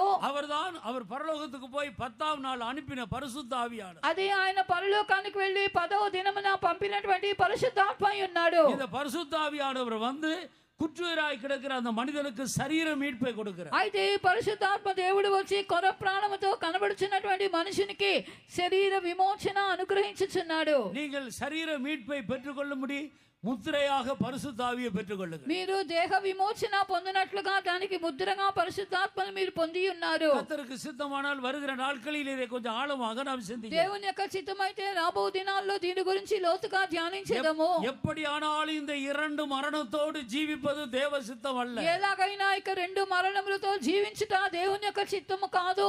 ஆத்தும மரணத்தில் 2 காயங்கள். ఆ యొక్క ప్రాణ మరణములో 2 గాయములు. சரீரத்தில் குற்றுயிராய் கிடக்கிற ஒரு காயம், శరీరములో కొర ప్రాణముతో పడి ఉన్నటువంటి ఒక గాయము. இவைகள் எல்லாவற்றிலிருந்தும் விடுதலையை கொடுக்கும்படிதான் ஆண்டவர் புதிதும் ஜீவனுமான மார்க்கத்தை உண்டு பண்ணினார். ఈ యొక్క గాయముల్లో నుండి విడుదల మనం పొందుకొనుటకై నూతనమైనది జీవము గల మార్గమును ప్రభు కలుగజేసెను. முழங்கால்களை முடக்குவோம், మనమందరము మోకరించుదాము, கண்களை மூடுவோமாக, కళ్ళను మూసుకొందాము, கூடுமானால் எழும்பி நிற்போம். వీలు పడినట్లయితే లేచి నిలవబడండి. நாம் எழும்பி நிற்போம். మనం లేచి నిలవబడదాము. ஒரு சில நிமிடம் ஆண்டவரோடு ஆவியில தொடர்பு கொள்ள வேண்டிய நேரம். కొన్ని నిమిషాలు మనం ఆత్మలో దేవునితో కూడా సంబంధం కలిగి ఉండవలెను. கர்த்தர் சொல்லுகிறார், நீ விசுவாசித்தால் இன்றைக்கு உன் காயங்கள் கட்டப்படும். దేవుడు సెలవిచ్చుచున్నాడు, నీవు విశ్వసించిన ఎడల నేడు నీ గాయములు కట్టబడును. நீ விசுவாசித்தால் நிர்பந்தமான நிலவரத்திலிருந்து உன்னை உயர்த்தும்படி இதோ ஒரு சமாரியனாகிய இயேசு உன்னை தேடி வருகிறார். నీవు విశ్వసించినట్లయితే దౌర్భాగ్యమైన నీ స్థితిలో నుండి పైకి లేవనెత్తుటకు ఒక సమరయుడైనటువంటి యేసు నీ దగ్గరికి వచ్చుచున్నాడు. தயவு செய்து யாரும் கண்களை திறக்காதீர்கள். దయచేసి ఎవరు కళ్ళు తెరవద్దు. கண்களை திறந்தால் தேவ பிரசன்னத்தை இழந்து போகும். కళ్ళు తెరిచినట్లయితే దేవుని సన్నిధి పోగొట్టుకొందురు. கண்களை மூடிற வண்ணமாக கர்த்தரை நோக்கி பாருங்கள். కళ్ళు మూసుకున్న విధంగానే దేవుని వైపు తేరి చూడండి. தன்னுடைய உண்மையான நிலவரத்தை அவரிடத்தில் அறிக்கை பண்ணுவோம். నిజమైన స్థితిని దేవుని ఒప్పుకోలు చేయదము. ஆண்டவரே, நான் 2 காயங்களோடு கிடக்கிறது உண்மை. ప్రభువా, నేను 2 గాయములతో పడి ఉన్నాను, నిజమే. என் ஆத்துமாவிலே 2 காயங்கள் నా காணப்படுகிறது. ఆత్మలో 2 గాయములు కనబడుచున్నవి. நான் திரும்ப திரும்ப பாவம் செய்து கொண்டே இருக்கிறேன். తిరిగి తిరిగి నేను పాపము చేయుచునే ఉన్నాను. என் ஆத்துமாவிலே வேதனை பெருகிக் கொண்டே నా இருக்கிறது. ఆత్మలో వేదన అనేది పెరుగుతూనే ఉన్నది. என் ஆத்துமாவிலே இளைப்பாறுதல் నా இல்லை. ఆత్మలో విశ్రాంతి లేదు. நான் இப்படியே மரிக்கிற நிலவரத்தில் காணப்படுகிறேன். ఇలాగే మరణించిన స్థితిలో కనబడుచున్నాను. என் சரீர ஆரோக்கியத்தை నా இழந்திருக்கிறேன். శరీర ఆరోగ్యమును పోగొట్టుకొని நான் ఉన్నాను. குற்றுயிராய் கிடக்கிறேன். కొర ప్రాణముతో పడి ఉన్నాను. எனக்கு உதவி செய்வார் யாரும் இல்லை. నాకు సహాయము చేయుటకు ఎవరూ లేరు. நான் என்னுடைய ரத்தத்திலே கிடக்கிறேன். నేను నీ యొక్క రక్తంలో పడి நான் ఉన్నాను. வழி அருகே கிடக்கிறேன். నేను మార్గ త్రోవ పక్కన పడి ఉన్నాను. மிதிக்கப்படுவதற்கு ஏதுவாக காணப்படுகிறேன். అయితే అందరూ చురుక్కున్నట్లుగా కనబడుచున్నాను. எனக்கு இறங்க ஒரு கண்ணும் இல்லை. నన్ను కనికరించినట్లుగా ఎవ్వరునూ లేరు. என் பெற்றோர்கள் முகத்தை திருப்பி கொண்டு போகிறார்கள். నన్ను తల్లిదండ్రులు ముఖాన్ని తిప్పుకొని వెళ్ళిపోయింది. என் பாவத்திலிருந்து விடுதலையை கொடுக்க அவர்களுக்கு முடியவில்லை. నా పాపం నుండి వాళ్ళు విడుదల చేయలేకపోయింది. என் நண்பர்கள் என்னை விட்டு தூரமாய் నా போகிறார்கள். స్నేహితులు నన్ను విడిచి దూరముగా వెళ్ళిపోయింది. எனக்கு அறிமுகமான அனைவரும் அந்நியராய் నా போகிறார்கள். పరిచయమైన వారు అన్యులుగా మారిపోయింది. எனக்கு மீட்பு இல்லை. నాకు విమోచన లేదు. என் இயேசுவே, నా యేసయ్యా, நல்ல சமாரியரே, మంచి సమరయుడా, மன உருக்கமுள்ள தேவனே, కనికరము గల దేవుడా, இரக்கமுள்ளவரே, జాలి గల దేవుడా, கிருபையுள்ளவரே, కృప గలవాడా, எனக்கு இறங்குவீராக. నన్ను కనికరించుమయ్యా. தாவீதின் ఓ குமாரனே, దావీదు కుమారుడా, எனக்கு இறங்கு. నన్ను కనికరించుము. இந்த சத்தம் உன்னிலிருந்து எழுபட்டும். ఈ శబ్దము నీలో నుండి పైకి లేవనిమ్ము. இதோ உன்னுடைய சத்தத்தை கேட்க ஒரு நல்ல சமாரியன் தன்னுடைய செவிகளை திறந்து வைத்திருக்கிறார். ఇదిగో నీ యొక్క శబ్దాన్ని వినినట్లుగా మంచి సమరయుడు తన చెవులు తెరిచి ఉన్నాడు. கல்வாரியை நோக்கி பாருங்க. కల్వారి వైపు తెరిచి చూడండి. கல்வாரியிலிருந்து புறப்படுகிற அந்த அந்த வல்லமையை விசுவாசியுங்கள். కల్వారి నుండి బయలుదేరినటువంటి శక్తిని విశ్వసించండి. இதோ இயேசுவின் ரத்தம், ఇదిగో యేసు రక్తము, சகல பாவங்களையும் நீக்கக்கூடிய வல்லமையுள்ள ஜீவனுள்ள ரத்தம், సకల పాపమును కూడా తొలగించినటువంటి జీవము గల రక్తము. நான் பாவி, என் பேரில் கிருபையாயிரும். నేను పాపిని, నన్ను కరుణించండి. சொன்ன மாத்திரத்திலே அந்த ரத்தம் உண்மையால் விழும். అలాగూ చెప్పిన వెంటనే ఆ రక్తము నీ మీద పడును.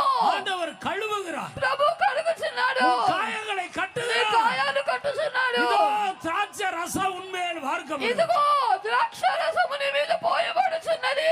இதோ கிருபை உண்மையால் ஊற்றப்படுகிறது. ఇదిగో కృప నీ మీద పోయబడుచున్నది. శబలరబకతురబలారియా. ఓ రబకషిరాయిలబ. ఇరబలరబసిరాయిలబ శలకతురబలా.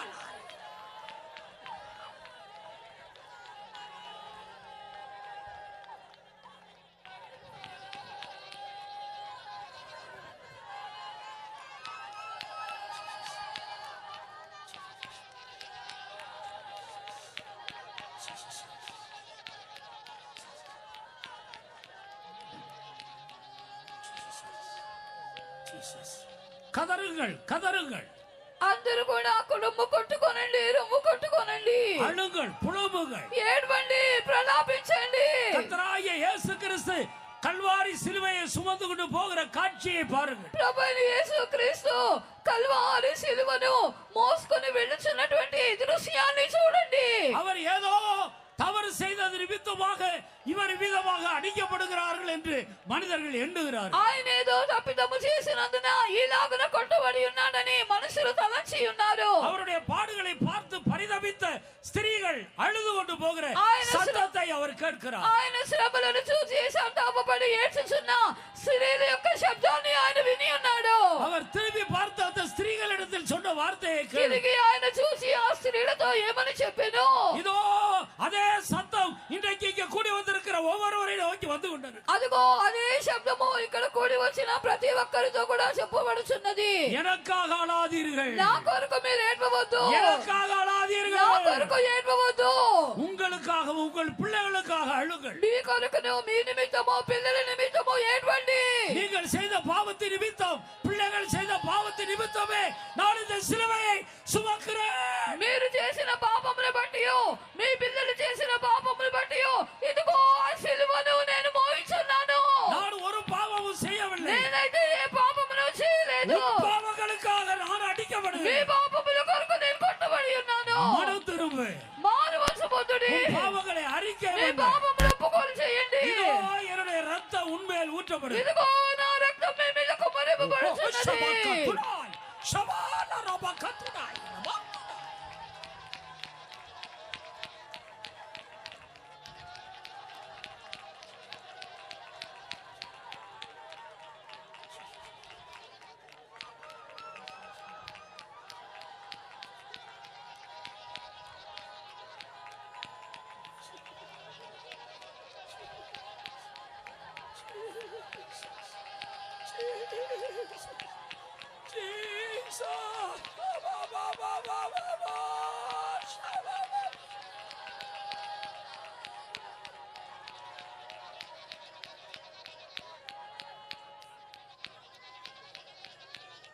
చూడుమదే కల్వరిలో చూపిన ప్రేమ నీ కొరకే. చూడుము దేవుని ప్రేమదే, చూడుమదే ఆ కల్వరిలో చూపిన ప్రేమ నీ కొరకే. చూడుము దేవుని ప్రేమదే, చూడుమదే పాపమనే దాస్యములో నుండి విడుదల చేయ మదినించి. పాపమనే దాస్యములో నుండి విడుదల చేయ మదినించి. పాపమెరుగని పరిశుద్ధ దేవుడు, పాపమెరుగని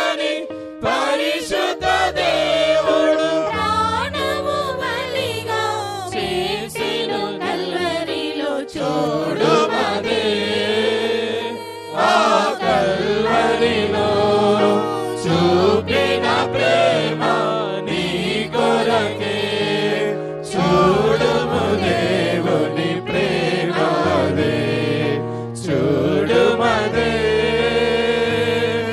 ప్రయాసపడి భారము మోయుచున్న ప్రభు సిలువలోని భారము మోసి ప్రయాసపడి భారము మోయుచున్న ప్రభు సిలువలోని భారము మోసి పాపము శాపము రోగము తీర్చి పాపము శాపము రోగము తీర్చి పరలోక రాజ్యము నీకిచ్చుటకే చూడుమదే ఆ కల్వరిలో చూపిన ప్రేమ నీ కొరకే చూడుము దేవుని ప్రేమదే చూడుమదే ఆ కల్వరిలో చూపిన ప్రేమ నీ కొరకే చూడుము దేవుని ప్రేమదే చూడుమదే ఆ కల్వరిలో చూపిన ప్రేమ నీ కొరకే చూడుము దేవుని ప్రేమదే చూడుమదే ఆ కల్వరి தேவனுடைய ஜனமே, ప్రియమైన దేవుని జనమా, கல்வாரியை நோக்கி பாருங்கள். కల్వారి వైపు తెరి చూడండి. உண்மையாய் கல்வாரியை நோக்கி பார்த்த ஒவ்வொருவரையும் నిజముగా కల్వారి వైపు తెరి చూసి ప్రతి ఒక్కరిని அவருடைய சூடான அவருடைய ரத்தம் கழுவி சுத்திகரிக்கிறது. ఆయన యొక్క వేడిమి గల ఆ యొక్క రక్తం అనేది వారిని కడిగి శుద్ధి చేయుచున్నది. அது ஜீவனுள்ள ரத்தம். అది జీవము గల రక్తము. உண்மையாய் அறிக்கையிட்ட ஒவ்வொருவருடைய பாவங்களையும் அது கழுவி விட்டது. నిజముగా ఒప్పుకోలు చేసిన వారి యొక్క పాపములన్నీ కూడా అది కడిగి ఉన్నది.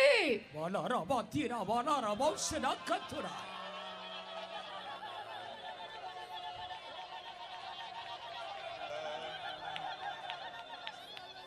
நான் ஒரு சத்தத்தை கேட்டுக்கொண்டு இருக்கிறேன். నేను ఒక శబ్దమును వినుచున్నాను. ஒரு வியாதிஸ்தரை பார்த்து ஆண்டவர் சொல்லுகிறார், உன் பாவங்கள் மன்னிக்கப்பட்டது, நீ எழும்பி நட.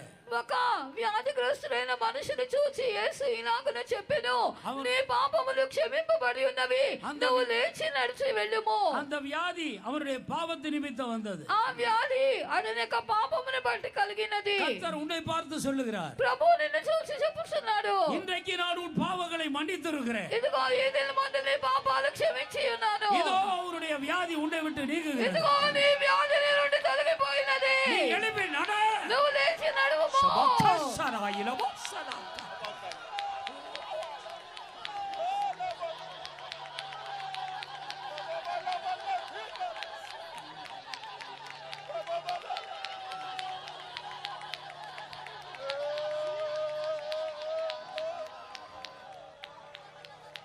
హల్లెలూయా.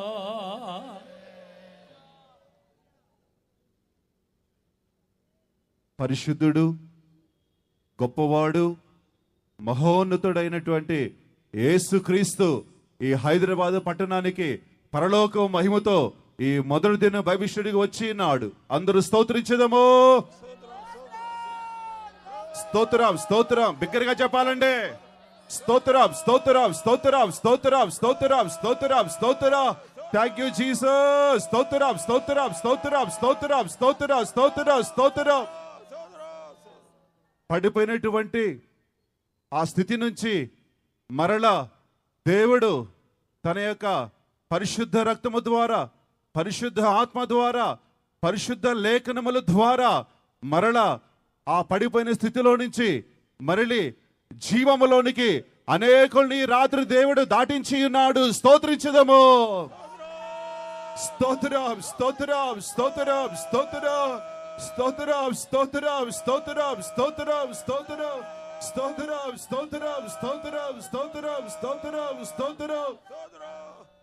అనేకులు దొంగనేటువంటి అపవాది చేతిలో చిక్కి నెమ్మది లేని, సమాధానం లేని, సంతోషము లేని, విడుదల లేని, ఆశీర్వాదం లేని, పరలోక భాగ్యములు లేటువంటి ఒక స్థితిలో అనేకులు వచ్చి ఉండగా ఈ రాత్రికాల సమయంలో పరిశుద్ధ దేవుడు పరిశుద్ధుల మూలంగా, ఉపదేశం మూలంగా అనేకులను మరలా ఆయన అలాంటి అనుభవాలకి మరలా వెళ్లకుండా సియోను పరలోక అనుభవాలకు నడిపించి నాడు స్తోత్రించుదాము. స్తోత్రం స్తోత్రం స్తోత్రం స్తోత్రం స్తోత్రం స్తోత్రం స్తోత్రం స్తోత్రం స్తోత్రం స్తోత్రం స్తోత్రం స్తోత్రం స్తోత్రం స్తోత్రం. ఎవని పాపం పరిహరింపబడెనో, ఎవని పాపములో పరిహరింపడుచున్నాయో వాళ్ళు ధన్యులు అని చెప్పి మన పరిశుద్ధ గ్రంథంలో చూస్తా ఉన్నాం. ఈ రాత్రి వేళ అనేక మంది జీవితాల్లో పాపములు, దాగి ఉన్న దోషములు, అనేక కార్యములను ఆత్మదేవుడు మనకు వాక్య వెలుగులో తీసుకొని వచ్చి పాప క్షమాపణ అనేటువంటి ధన్యకరమైనటువంటి ఆశీర్వాదించేందు కొరకై స్తోత్రించుదాము.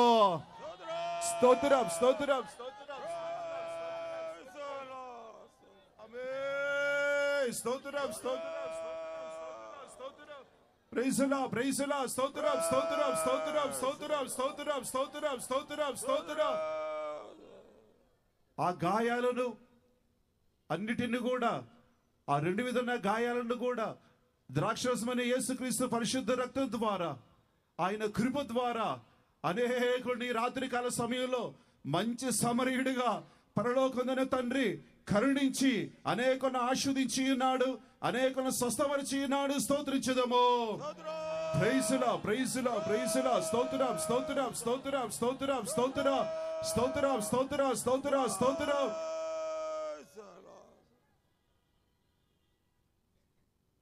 எல்லா துதி கன மகிமை எல்லாவற்றையும் நம்முடைய அருமையான இயேசுவுக்கே கொடுத்து நாம் எல்லாரும் స్తోత్రం స్తుతి ఘనత మహిమంతా కూడా మన ప్రియమైనటువంటి యేసునకు మాత్రమే చెల్లించి దేవుని స్తోత్రించుదాము.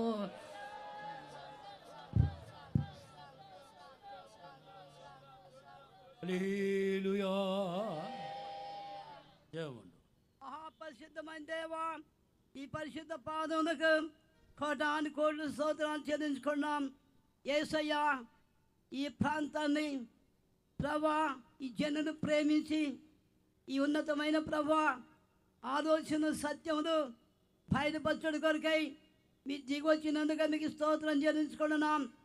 ఎన్నో పాపములను ప్రభా నాయన పడి ఉన్న జనుల కొరకై మీరు నాయన దాహం కలిగి యేసయ్యా మీరు మా మధ్యకు వచ్చినందుకు మీకు స్తోత్రం. దయగలిగిన తండ్రి, కనికరం గల దేవా, జాలి గల యేసయ్యా, మనుషుడు పాపలో నశించడం మీకు ఇష్టం లేదు. వాడు నశించడం మీకు ఇష్టం లేదు నాయన.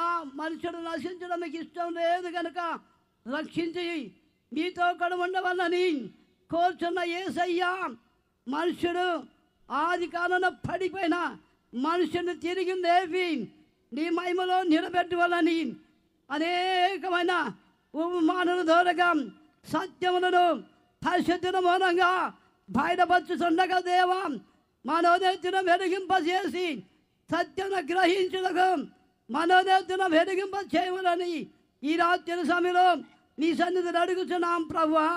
యేసయ్యా, పాపంలో నశించిపోతున్న దేవా ఆమెకి స్తోత్రం. మనుషుని లేపి నాయన ఆమెకి స్తోత్రం.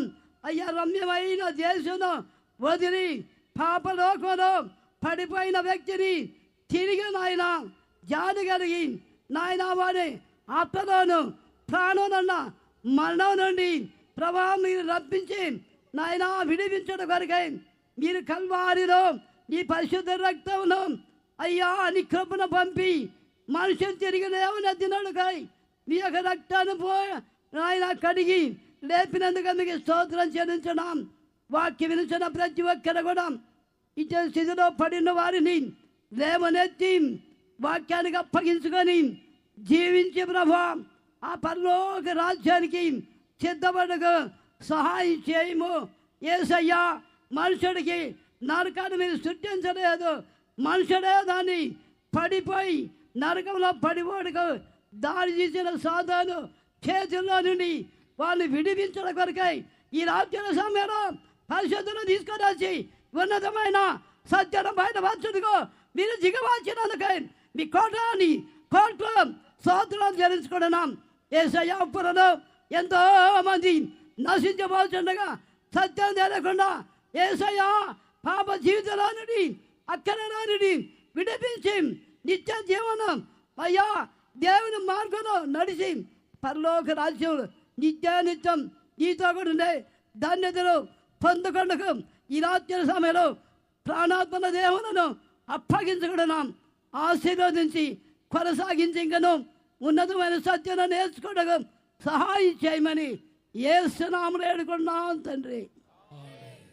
మన ప్రభు అయిన యేసుక్రీస్తు యొక్క కృపయు తండ్రి అయిన దేవుని యొక్క ప్రేమయు